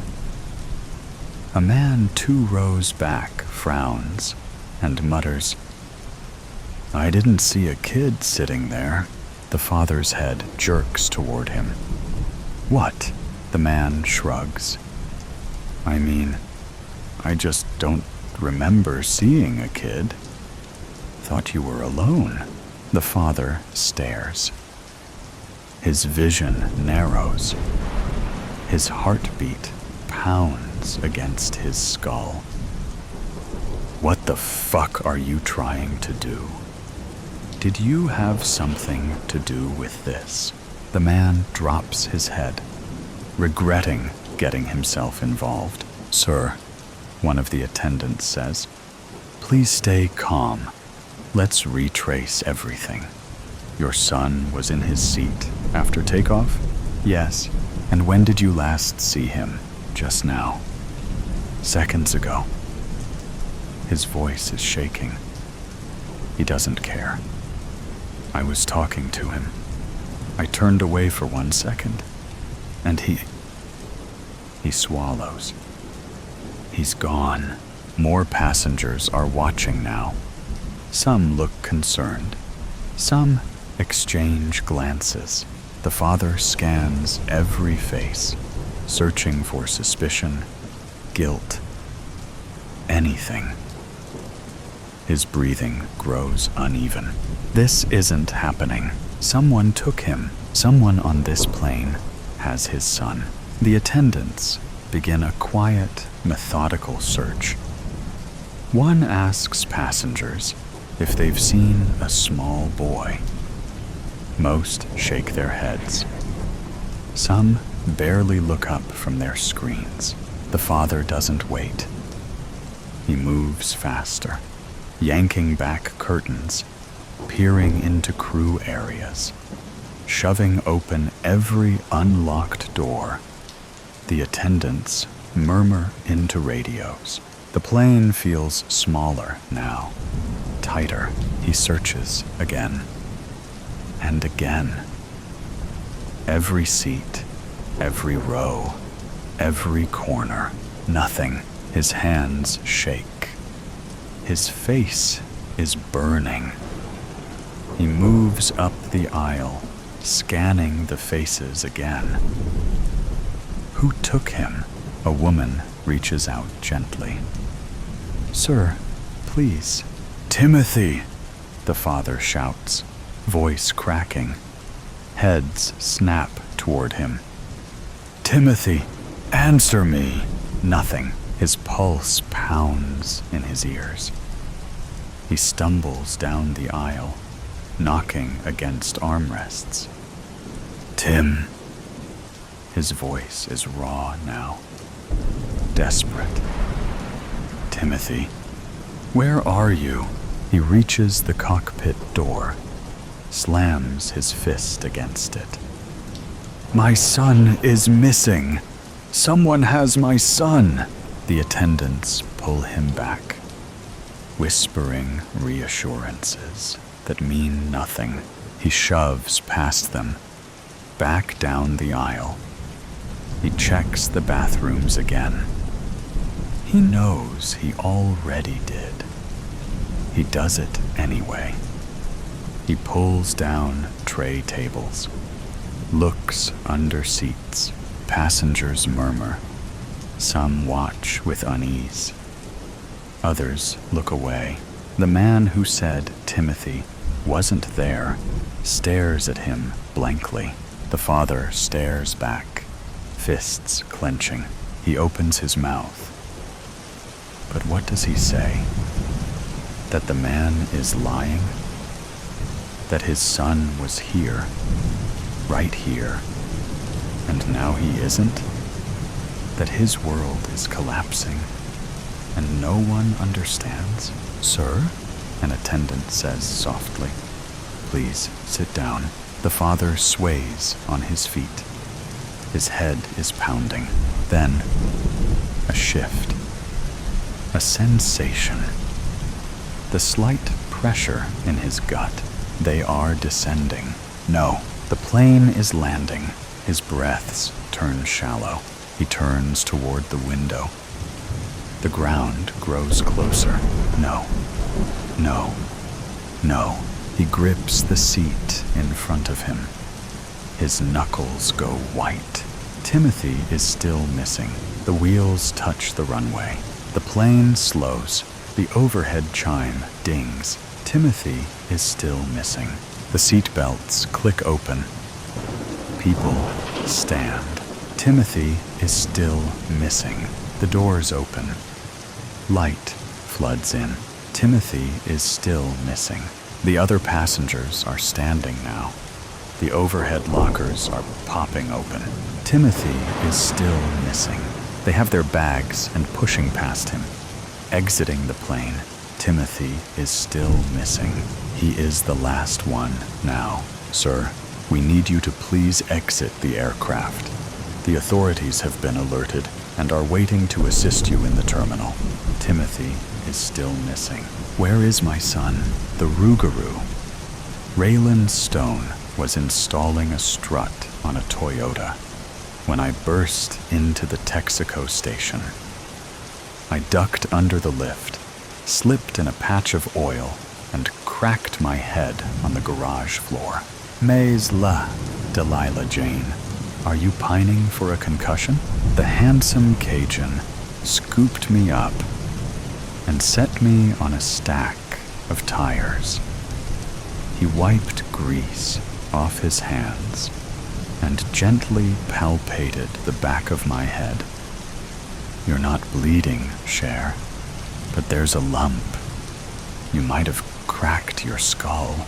Holding my throbbing head, I mumbled, I'm just dizzy.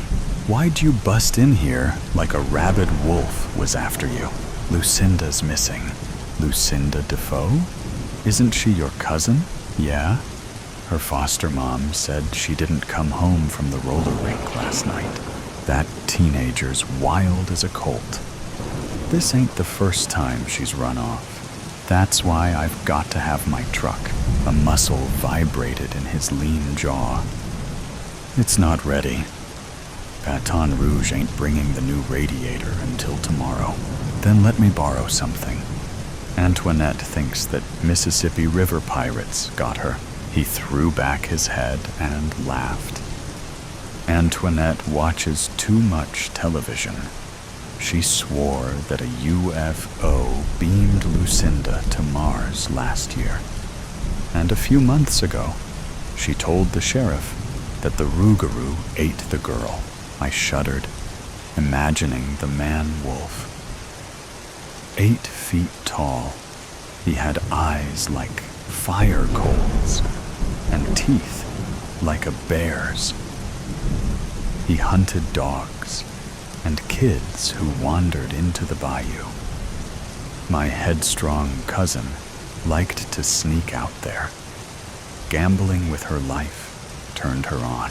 Giving me the side eye, Raylan said in Cajun French, "Tonnerre mes chiens. Tell me you don't believe in the Rougarou." No, of course not. He's a legend, not real at all. Invented to scare bratty children. His lips quirked. Irritated that I hadn't fooled him, I squared my shoulders.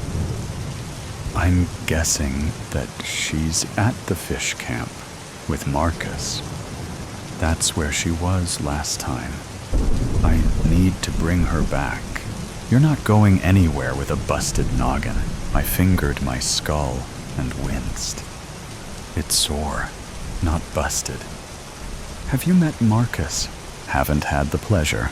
You're lucky. He's mean as a snapping turtle. Everybody swears he eats water moccasins and scorpions for breakfast. Imagine what he could do to a 16-year-old.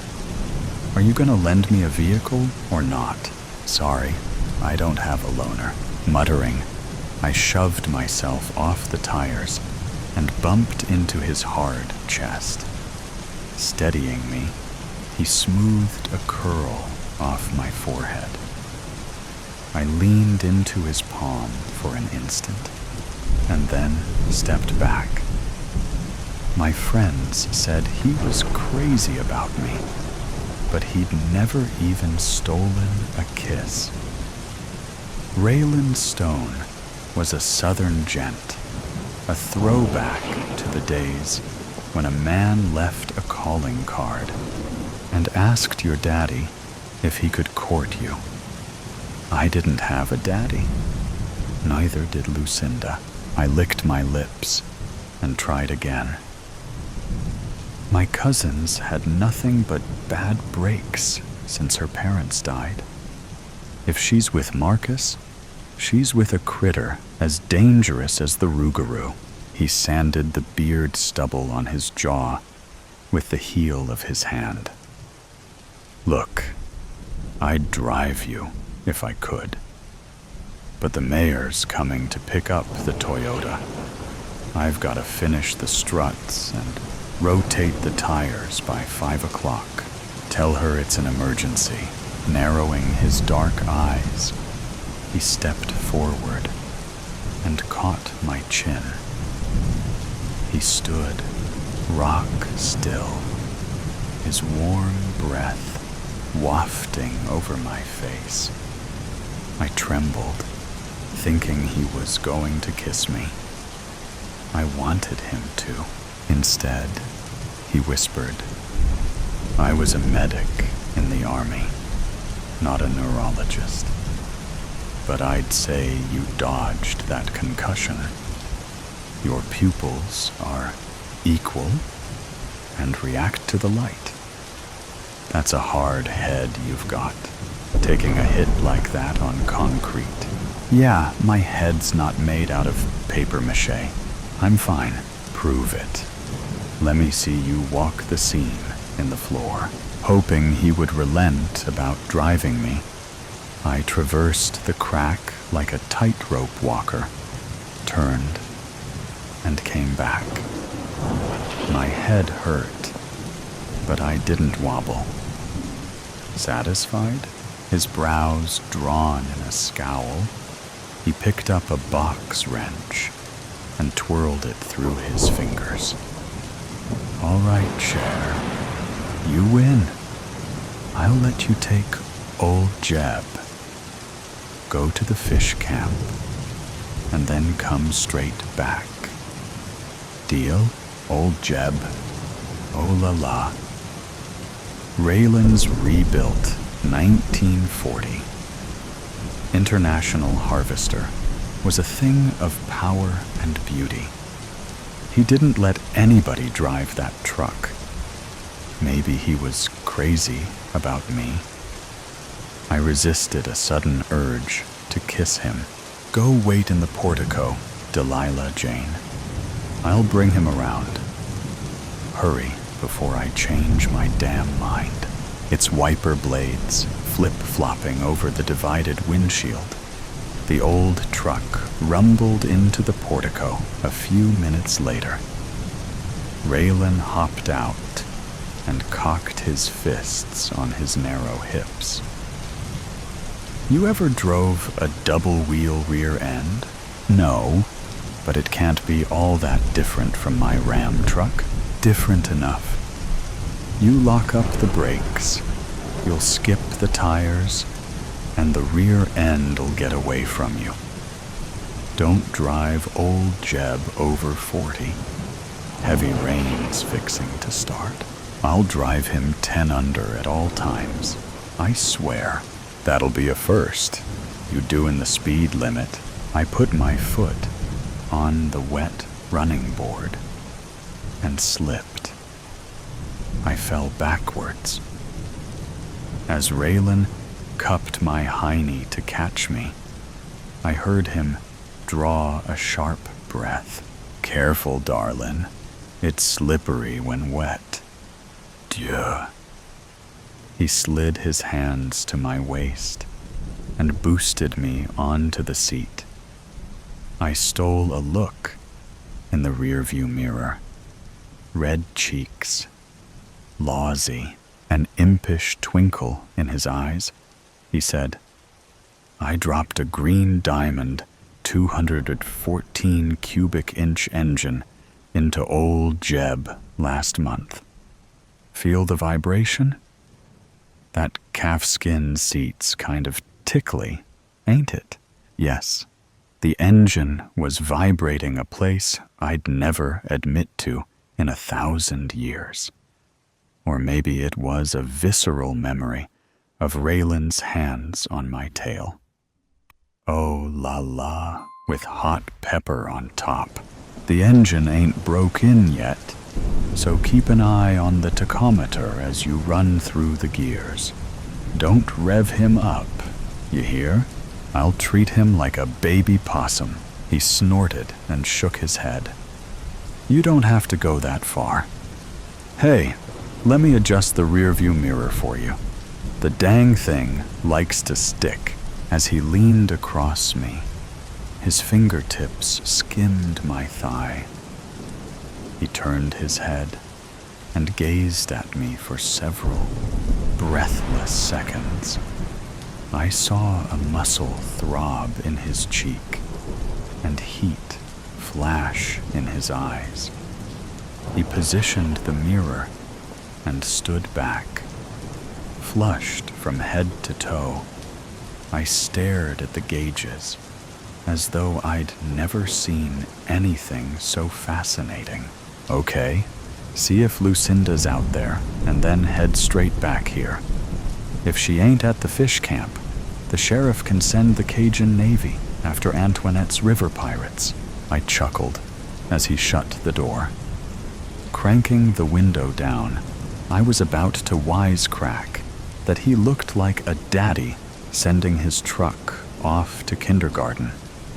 But he gazed at me with such solemnity that the words died in my throat. Watch your back, darlin'.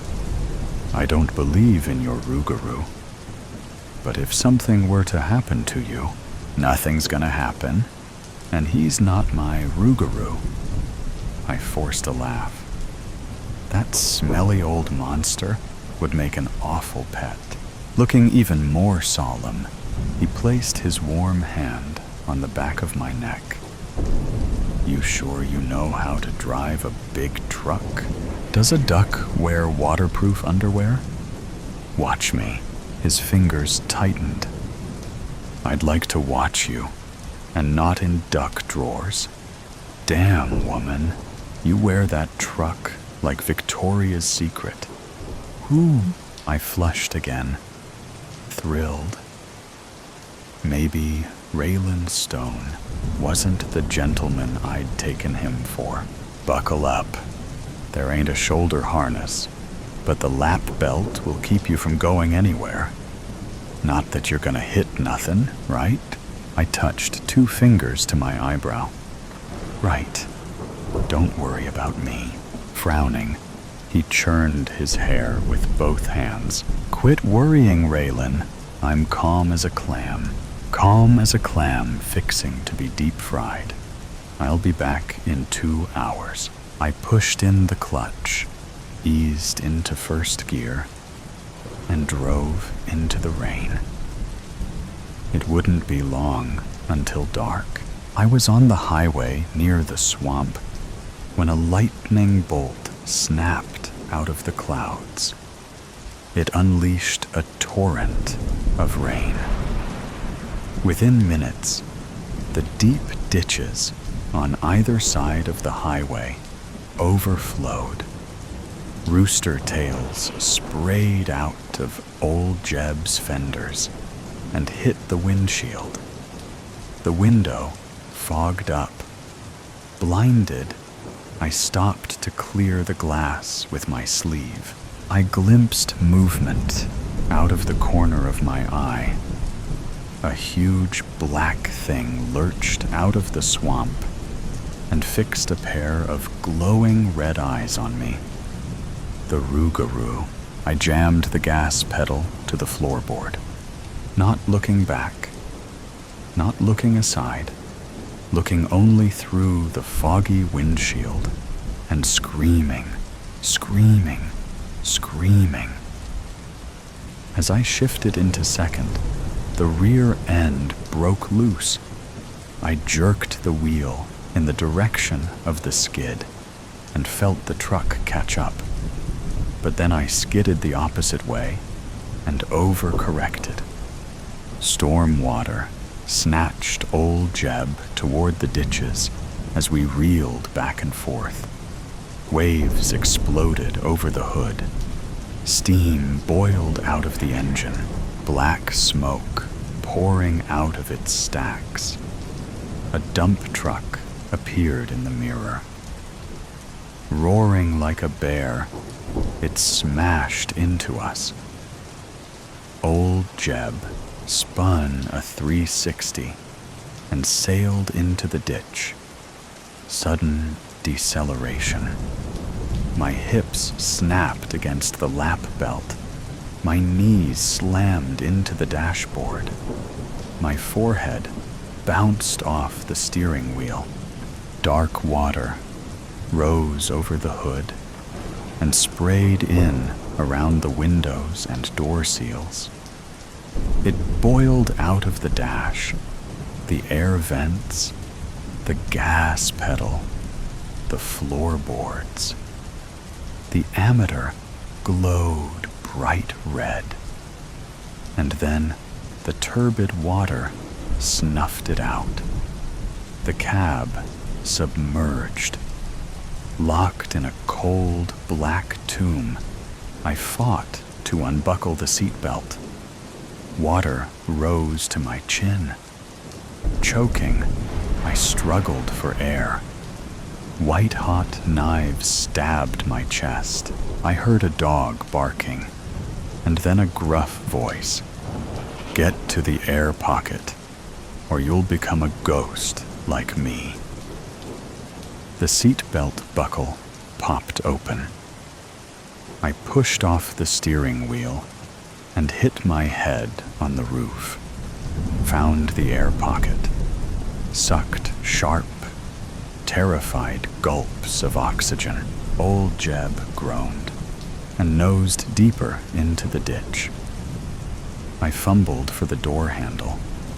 The door wouldn't open. It couldn't. The water pressure outside was too great. The door wouldn't open until the pressure equalized. That would be when the cab was full of water. By then, I would have drowned.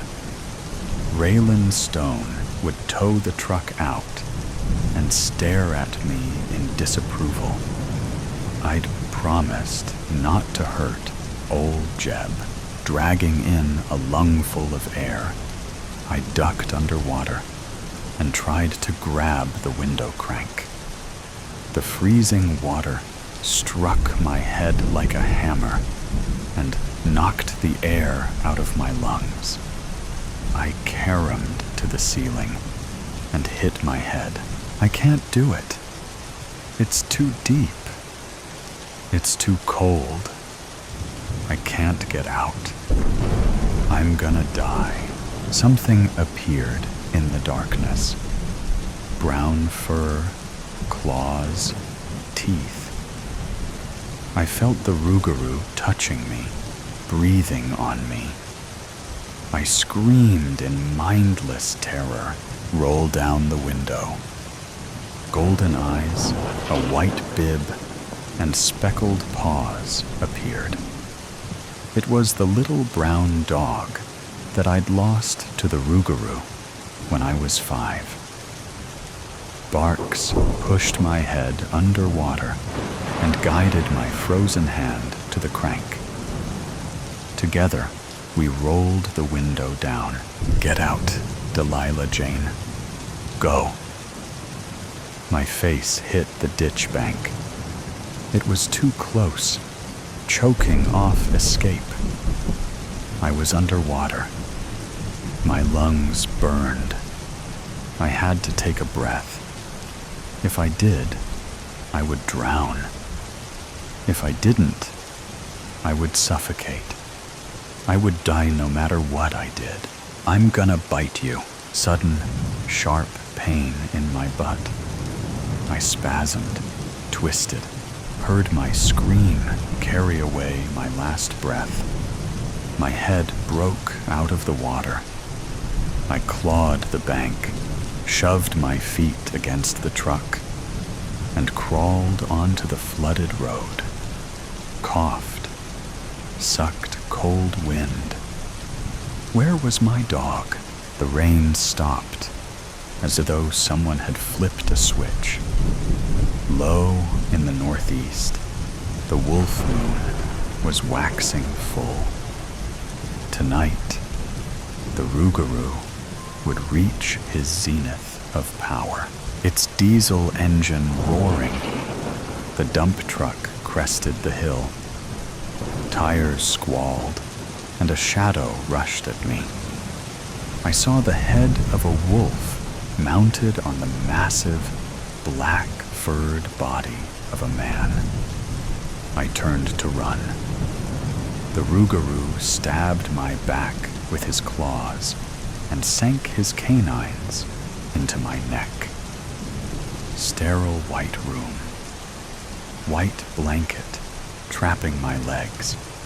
Panicked, I started kicking. Calm down, Delilah Jane. Look at me, gripping my shoulder. Raylan Stone stroked my cheek. His shirt bore a picture of a diesel truck and a caption, "Black smoke don't mean it's broke." I visualized the dump truck in my mirror, smoke billowing from the stacks. Don't let it get me. Shh, baby. You're in the emergency room. Nothing's gonna get you, darling, but a frightening kaleidoscope whirled in my mind. Lucinda was inside the submerged truck. As I struggled to free her, the Rougarou surfaced from the dark water and tore out her throat. I screamed and screamed. I heard Raylan's low-voiced command. Open your eyes, Cher. It's just a dream. That's all it is. You got a concussion when you smacked your head in the garage. The Rougarou's killing my cousin. No.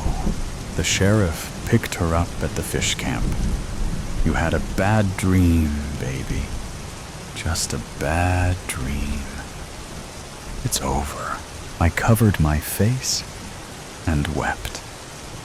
The mechanic gathered me into his arms and began humming a Cajun melody, his vibrato flowing in rich, warm waves out of his chest into mine. As I settled into him, he whispered, I won't let anything happen to you. I swear. You're safe, love. Safe. He cradled me in his left arm and gently pushed the hair out of my eyes. Cut like banjo strings, his powerful arms were colored in ink. Tattooed on his right wrist was a knife, twin arrows, and De Oppresso Liber. Is that Latin? Shh, don't talk. But I needed to make sure I was alive, that what I was seeing was real, that I wasn't dreaming anymore. I touched his wrist, warm and strong, pulsing, real. I traced my finger over the tattoo and felt him tremble. What's the tattoo for, Raylan? It's the Special Forces crest. From oppression, we will liberate them. Like he'd liberated me from the nightmare. So I didn't wreck old Jeb? His eyebrows shot up like question marks. I don't let anybody drive my truck. Oh, wait. You drove him in your dream. Heaving a shaky sigh, I laced my fingers through his. It was so real, so awful. Will you take me home? Later, darling. We're gonna stay and keep you awake. Concussion protocol. His eyes twinkling, his lips quirked in the mischievous grin I was beginning to love. The next time you come sliding into my garage, I'll outfit you with a crash helmet. Smiling, I snuggled into his arms. Raylan Stone was exactly the gentleman I'd dreamed he was. Maybe tomorrow, I'd steal a kiss, a bitter choice. The first thing he could recognize was an old, musty, wet scent. He's groggy, his mouth is dry, and his head hurts, but he feels warmth on his face. With that, he hears a crackling fire. Attempting to lift his hand to his face, he realizes his hands are tied. His feet are tied. He opens his eyes and can see that he is tied to a chair. His eyes get used to the fire's dim light, and he is seated in an old, dusty room with wooden beams at a small round table with a teapot and teacup in the middle. He smells the scent of steeping tea. He starts to feel panic and realizes that he is well and indeed tied to the chair, and he's not getting out. His mind races like anyone's would in this predicament. Who did this? Why me? Why am I here? His usual defensive bravado kicks in. But he quickly realizes there's no one here to impress, to convince, or so he initially thought. Swiveling his head, looking around for anything to help him escape, a way out, or a clue as to where he is, he yelps when he sees her. There, by the fire, a young woman stands. She is tall, curvier than he prefers, and simply dressed. She doesn't make a single sound. She seems calm as she continues looking into the flames while holding her cup of tea and quietly sipping. Who the hell is she? At first, he thinks this is a first date gone wrong, but then he sees her face, and he recognizes her. I know her, but his head is so foggy. Did she drug me? He can't place her face. He feels the first beads of sweat dripping down his face as he tries to look around for someone else to help, or something to lean against to free himself. Looking around and listening, he confirms they are the only two here. Where the hell am I? Is this a cottage? In New York City? After spending precious moments trying to make sense of this, he shakes it off and starts to take in more of the space, thinking of creative ways to get himself free. If I can just get free, she's just one woman.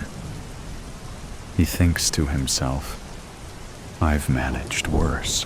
She doesn't acknowledge his panic. She slowly looks at the fire and sips her tea. If she's this calm, she has a plan. He could handle emotions, tears, and outbursts. But calm women never spelled a good time to him. Noticing him finally, the woman looks over at him, and it barely registers on her face that he is awake. She takes another sip of tea and moves to the table, taking the other seat across from him. She looks down at her hands and places them on the table. Only then does he see her entire face when she looks him in the eye. He is immediately filled with fear. Fuck, he says, and stills in, struggling with his restraints. She smiles lightly at his remark. I knew you to be more eloquent than that, waving it off. But again, I did catch you off guard. Catching himself, he prepares to put on a show. Ellie, what's going on? What happened? How are we here? How are you here? I thought you had left the country. I've been so worried about you. I tried to write a call or text, but I didn't have your information. You have no idea how worried I've been after everything you've gone through, what we've gone through. She said nothing and continued staring at him with the calm, blank stare she'd had when she first sat down. Look, honey, what happened was horrible. So many terrible losses and accidents. When your brother... He paused when he heard her quick inhale. Her head whipped to the side like she had been slapped. And when she looked back at him, he saw fury in her eyes. If this is about the money, I can pay you. But you have no right to do this. To what? Kidnap me? Drug me? What else are you going to do? You don't have the guts to do any real damage. What do you think is going to happen. Let's talk this out, like calm adults. You're making a mountain from a molehill. Nothing that happened was my fault. He was about to dig into his routine defense that he'd done during police questioning and lawyers listening. But she held up a hand. Martin, it's not about money. It never was for our family. Though I know that's all you understand. So this may be a tough concept. It's about the truth.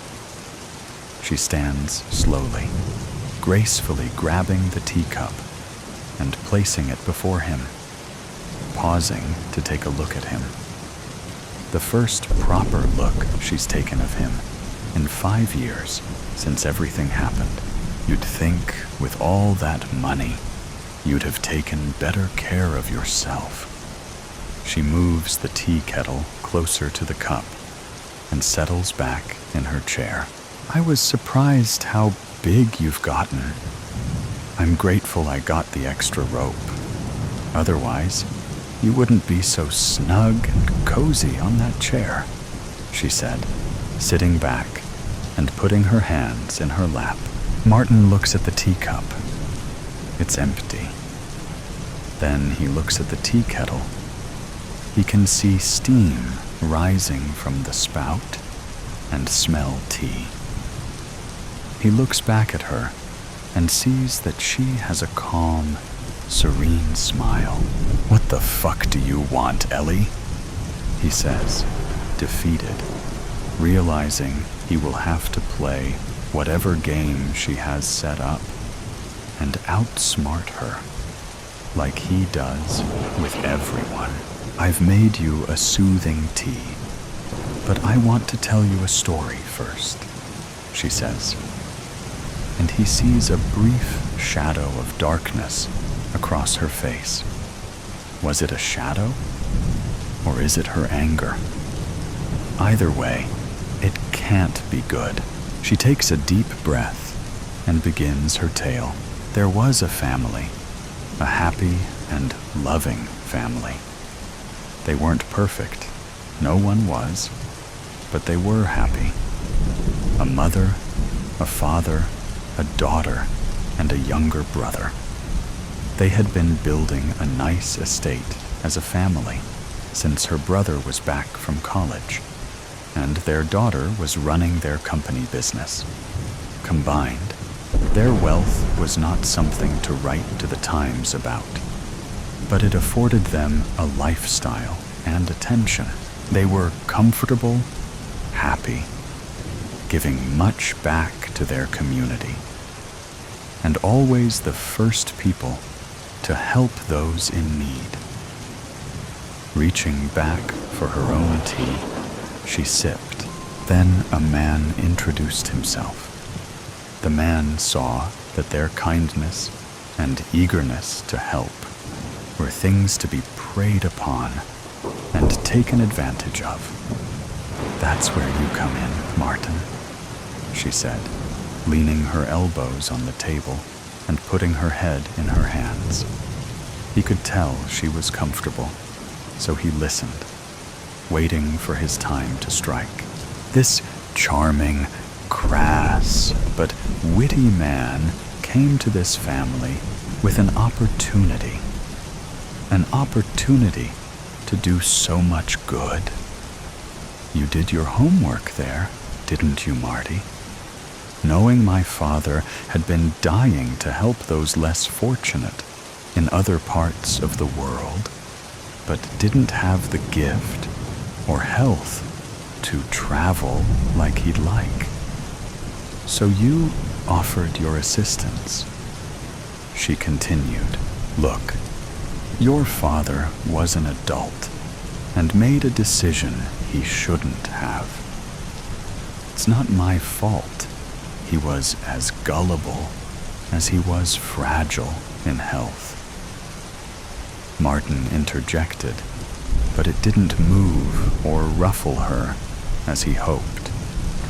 Again, He could deal with outbursts and emotions, but that calm quiet unnerved him. My father trusted you.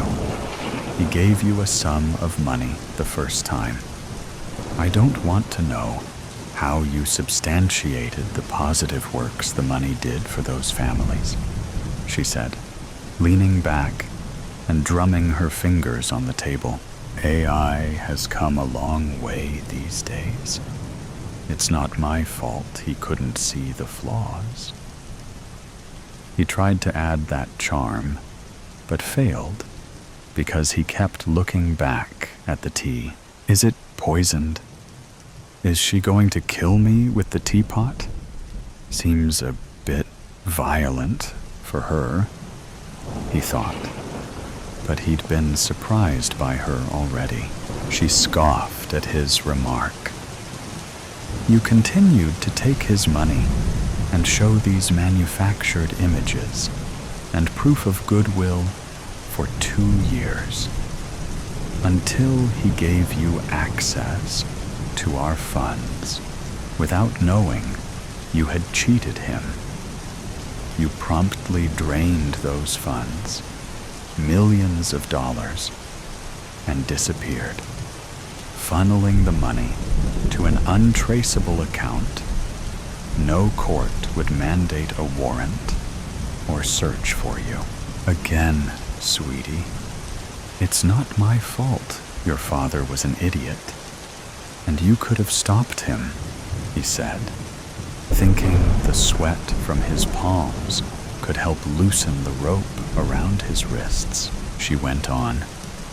The stress of this loss and the bureaucratic failing that is our justice system caused my already fragile father to suffer a heart attack and die, leaving my mother a husk of a woman. I had to step away from the business and take care of her. My brother took over the company. You had thoroughly gutted those funds to barely enough to keep the lights on. The debt drowned my brother and his sanity, and he took his own life. The loss of both men caused my mother to stop living. She wouldn't eat. She wouldn't sleep. She just wept. Until one day, she just stopped breathing. The doctors say it was a brain aneurysm. It was heartache, she says with tremendous confidence. She gets up and goes to the fire. He sees her shaking. Is it from the cold or from anger? He continues his slow struggle to free his hand from the ropes, but knows it won't do any good. He just has to wait and see how this plays out. Look, Ellie, I'm sorry this all happened to you. I really did send some money to those charities. He had to, he thought. Otherwise, he wouldn't have been able to get their government-valid invoice for his tax write-offs, which he forged. And everything that happened to your family, you can't blame those freak incidents on me. It just doesn't make sense. And you've always been a sensible woman.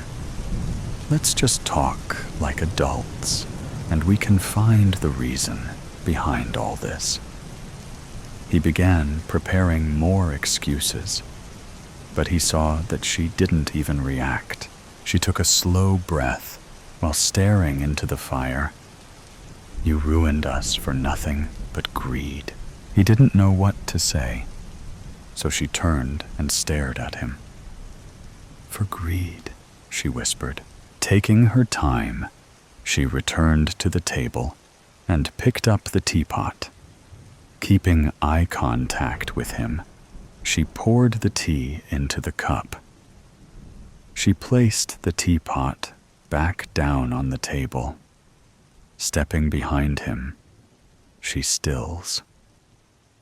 In that pregnant pause of silence, horrifying scenarios rush into his mind. Is she going to smash my face against the table? Was it a ploy? Is she going to slit my throat or strangle me? He hears her take a deep breath, unties one of his hands, and slowly takes her seat across from him. Unafraid of what he might do with one hand free. The tea is yours, Martin. A gift from me, she says, leaning back in the chair. He looked at the cup. The dark liquid smelled rich and fragrant. Was it poisoned? Maybe. Maybe not. If she wanted to kill him, wouldn't she have done it already? Why wait so long?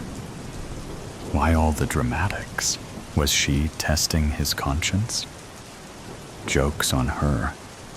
He doesn't think he has one. A twisted act of mercy. Instead of a violent death, he would likely have had from the latest con. He'd definitely turned on the wrong family. That was not his best work. He'd been getting sloppy. So what? He drinks it? If he refuses, will she force him? He stares at the cup. As I said before, this is about trust. It's about faith in kindness, in my kindness. Do you have that faith, Martin? Pausing, she watches his internal struggle. Take a drink, Martin, she says, leaning forward. He could throw it in her face as a distraction, but it's not hot enough to do any damage, and he still would be stuck in this chair. It wouldn't distract her enough to manage an escape. And if I don't? He asks quietly. She cocked her head to the side and knowingly smiled, confirming that if he didn't, she'd force it. With a deep breath and trembling hand, he lifts the cup to his lips and drinks. He watches her face as the warm, bitter tea slides down his throat.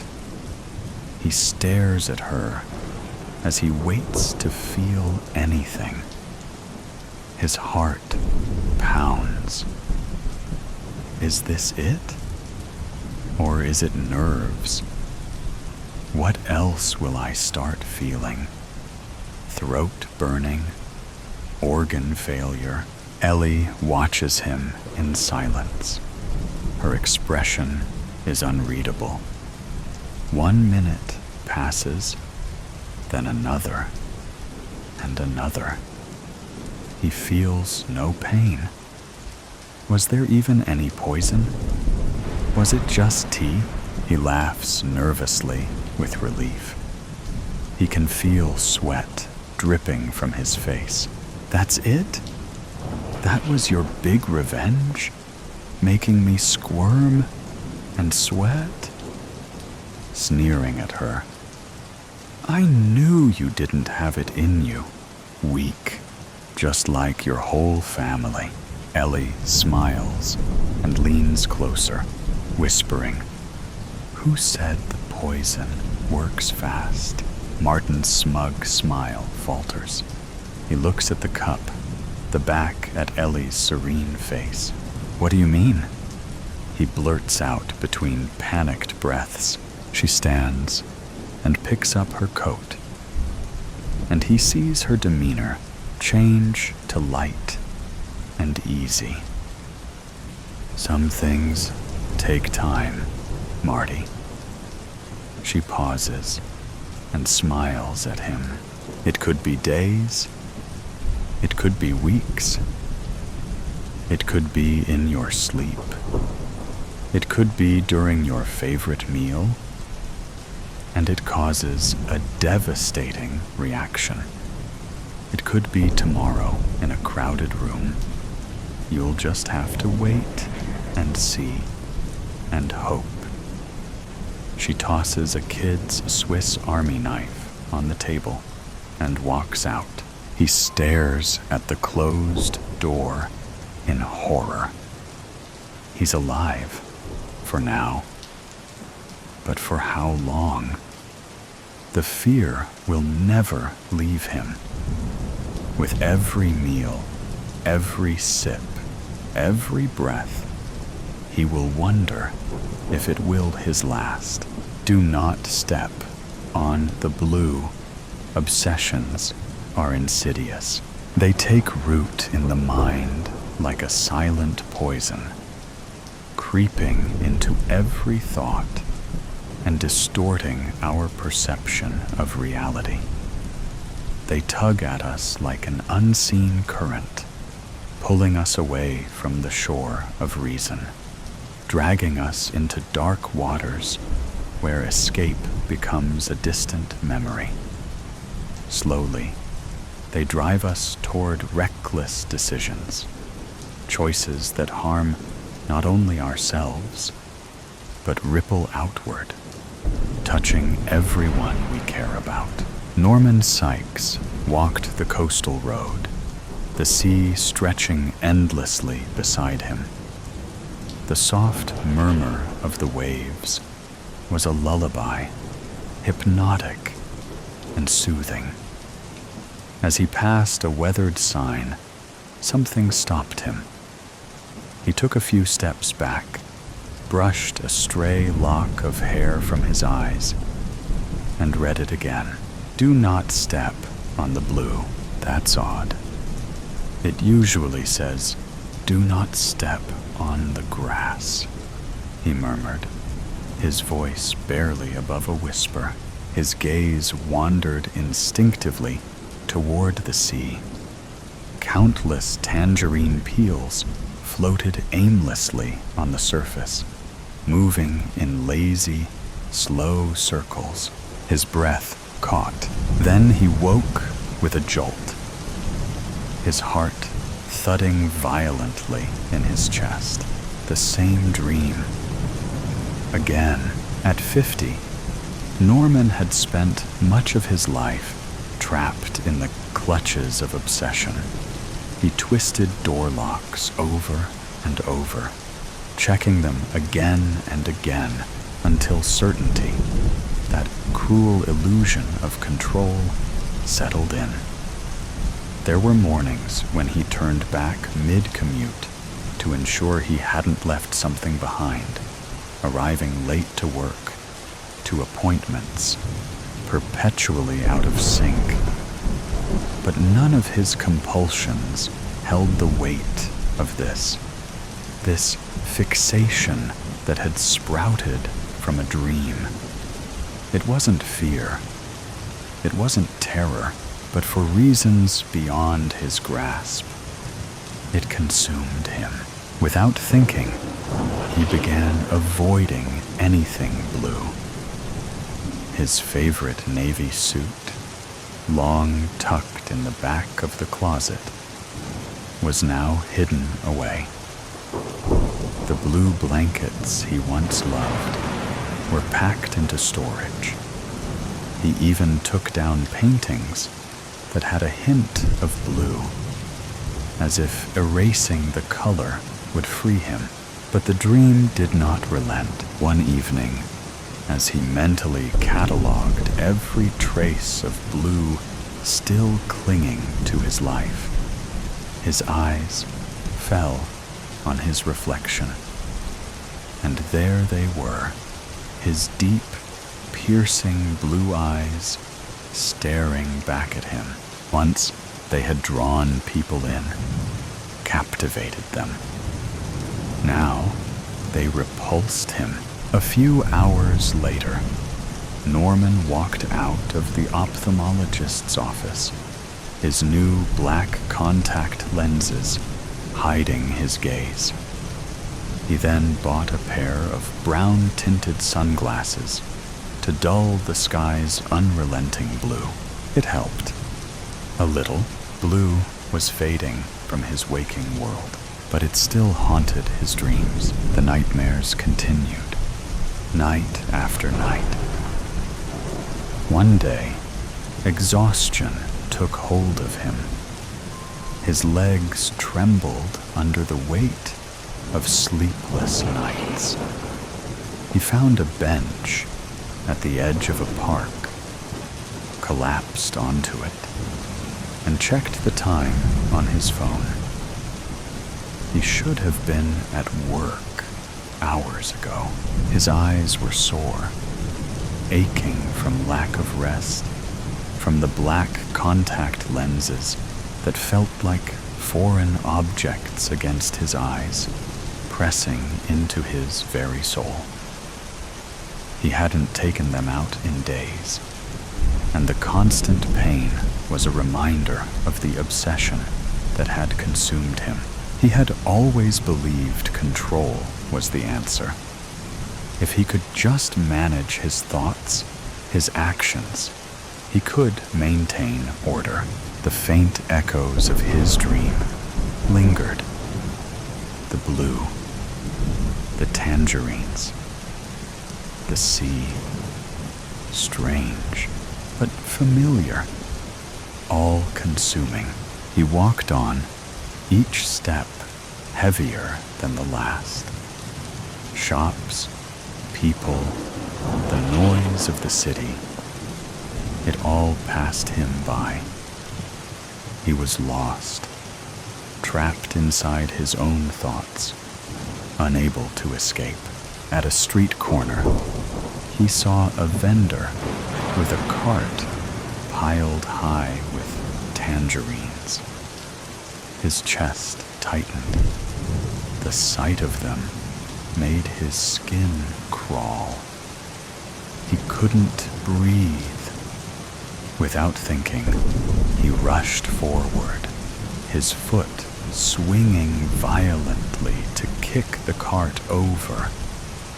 The tangerines spilled everywhere, rolling onto the street. He heard the vendor shout in anger, but Norman didn't care. He had to escape. Days bled into nights, and still he refused to sleep. It was the only way to avoid the chaos in his head.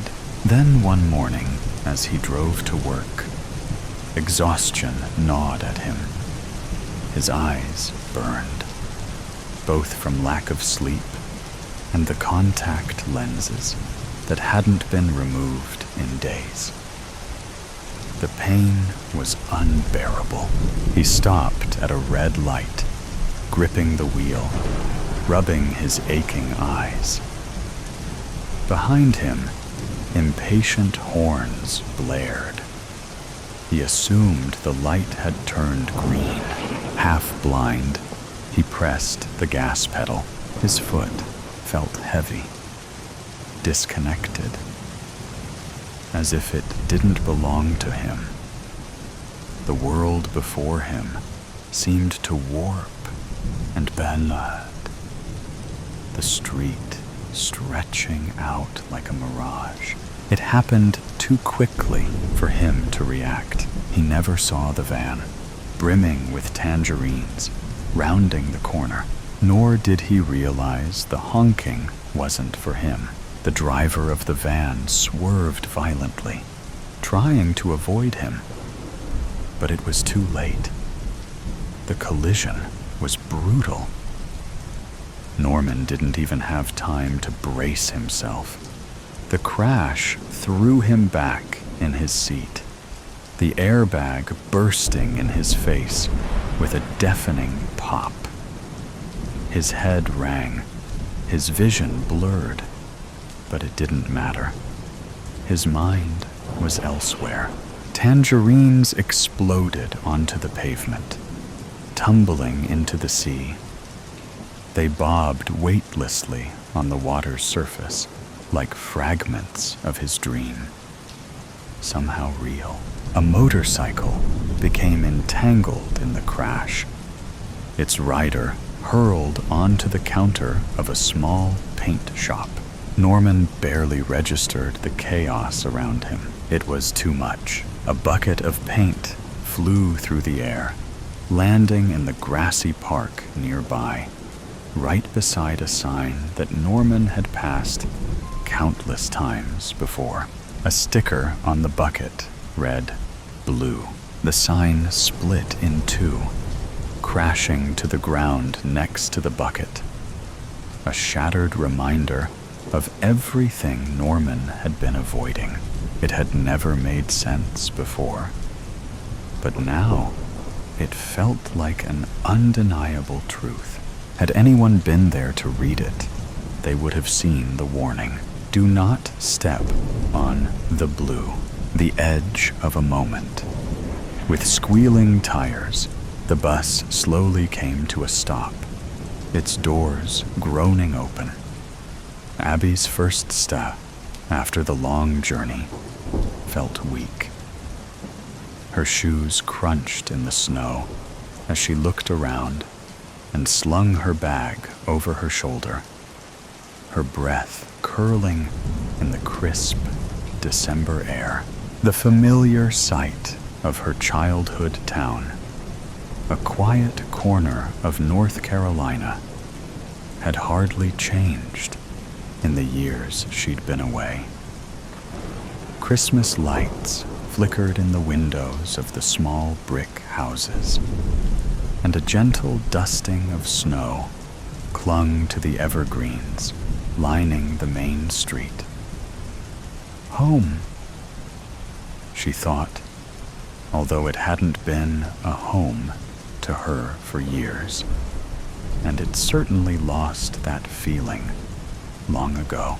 She was simply here to spend the holidays with her mother, celebrate her birthday, and finally take a deep breath after years of grueling studies. But as she adjusted the strap of her duffel bag, she collided with someone. Hard.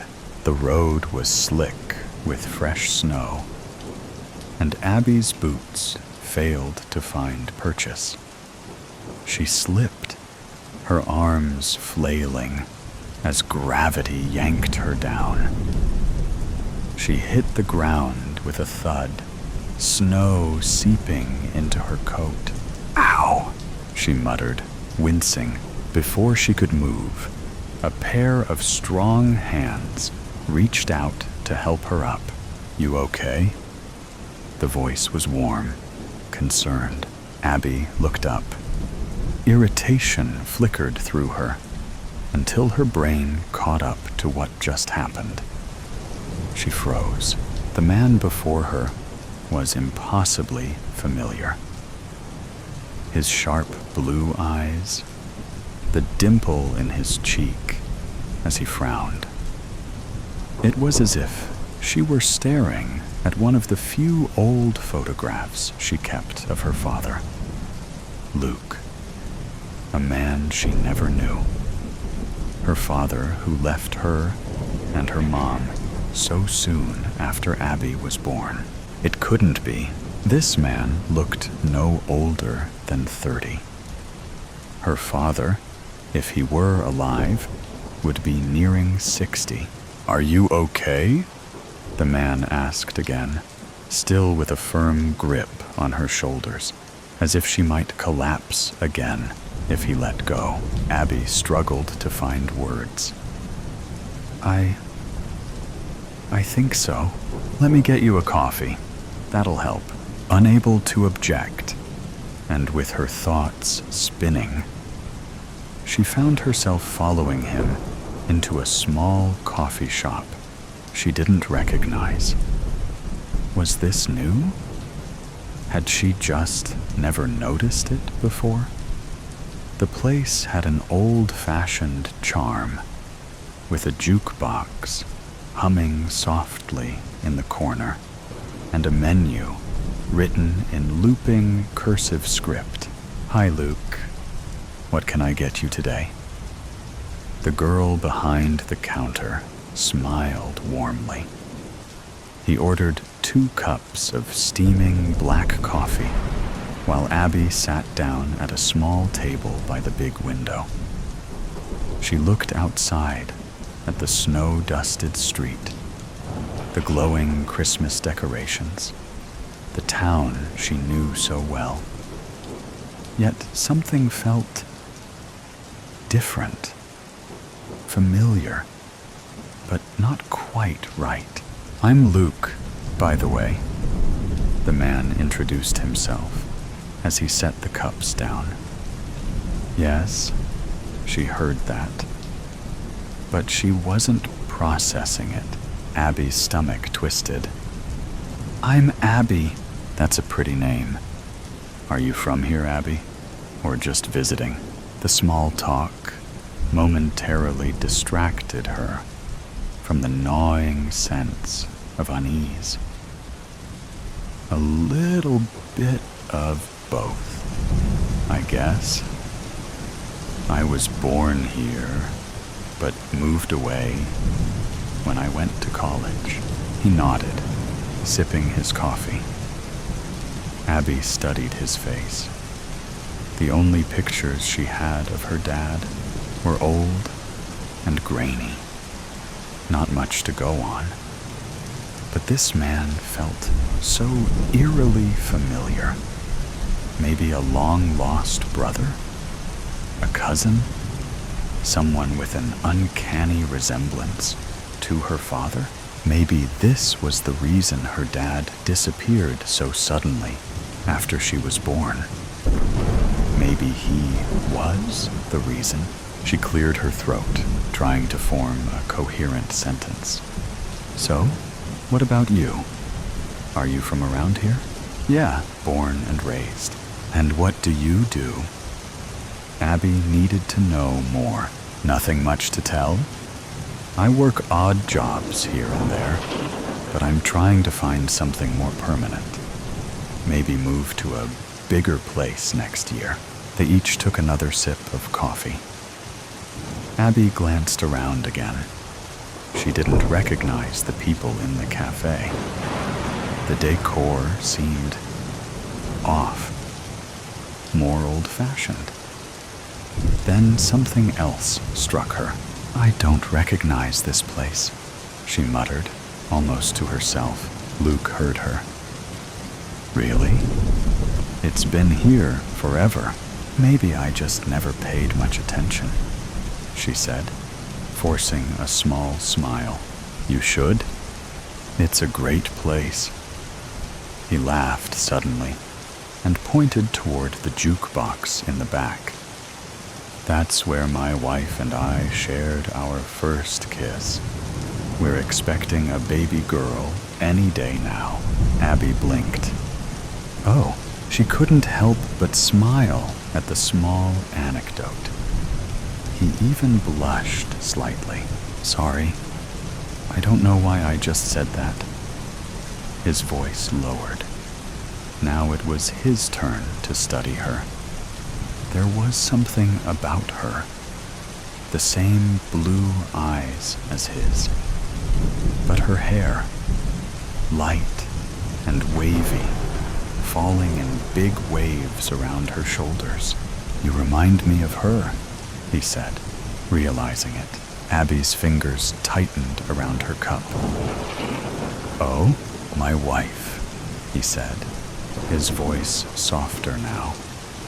"Her hair, the way you move your face, you look like her." Abby swallowed hard, but remained silent. Luke chuckled awkwardly, shaking his head as if trying to get rid of the thought. "It's strange, though. You feel familiar? Have we met before?" Abby forced a small smile. "What do you say to that?" With this feeling in her gut, she couldn't explain. "No, I don't think so." He nodded slowly, like trying to fit together pieces of a puzzle that wouldn't align. Weird. Weird didn't even begin to cover it. Maybe his wife was the missing piece in all of this. What's her name? Your wife? Abby asked, her voice sharper than she intended. Part of her already knew, but needed him to confirm it. Julie. Luke leaned forward slightly, his elbows resting on the table, as though he could read the answer in her face. You know her. Are you related? Abby's heartbeat thundered in her ears. This couldn't be a coincidence. His name was Luke. His wife's name was Julie. They were expecting a baby girl. Cold realization crept over her like a shadow. Could this be the man who vanished when she was a baby? Could this actually be her father? She opened her mouth, her breath quick and shallow. No, I don't think so. The cafe's warmth faded. The clinking of cups, the murmur of voices, all drowned out by the rush of blood in her ears. Luke wasn't moving. He stared at her, eyes searching, waiting, and then, like a dam breaking, she couldn't hold it in anymore. I think she's my mom. Abby's voice trembled. I think you're my dad. You disappeared almost 25 years ago. Right after I was born. Luke didn't react at first. The weight of her words sank into the space between them, heavy and unmovable. Seconds passed like hours. She wanted to run, but stayed glued to her seat opposite of him. Then, he finally spoke. That's not possible. I'm right here. I'm not missing. I come to this place all the time. He shook his head, as if refusing to let the realization settle. Besides, I would have been a kid, 6 years old back then. Back then? The words caught in Abby's throat. Back when? Her fingers trembled as she gripped the edge of the table. She inhaled sharply, steadying herself before asking the question she suddenly dreaded. What year is it? Luke's face was a storm of emotions. Confusion, disbelief, something close to fear. 1999. Abby's breath left her in a silent gasp. The world around her warped, twisted. The answer she had been looking for had been right in front of her all along. She had stepped back in time, so today's story has come to an end. Or perhaps it never really ended. There are mysteries still there, questions still unanswered, and sometimes things that seem to only exist in stories can creep into reality in unexpected ways. Are you sure that when you turn off the sound, everything around you will still be normal as before? Or is there something watching you?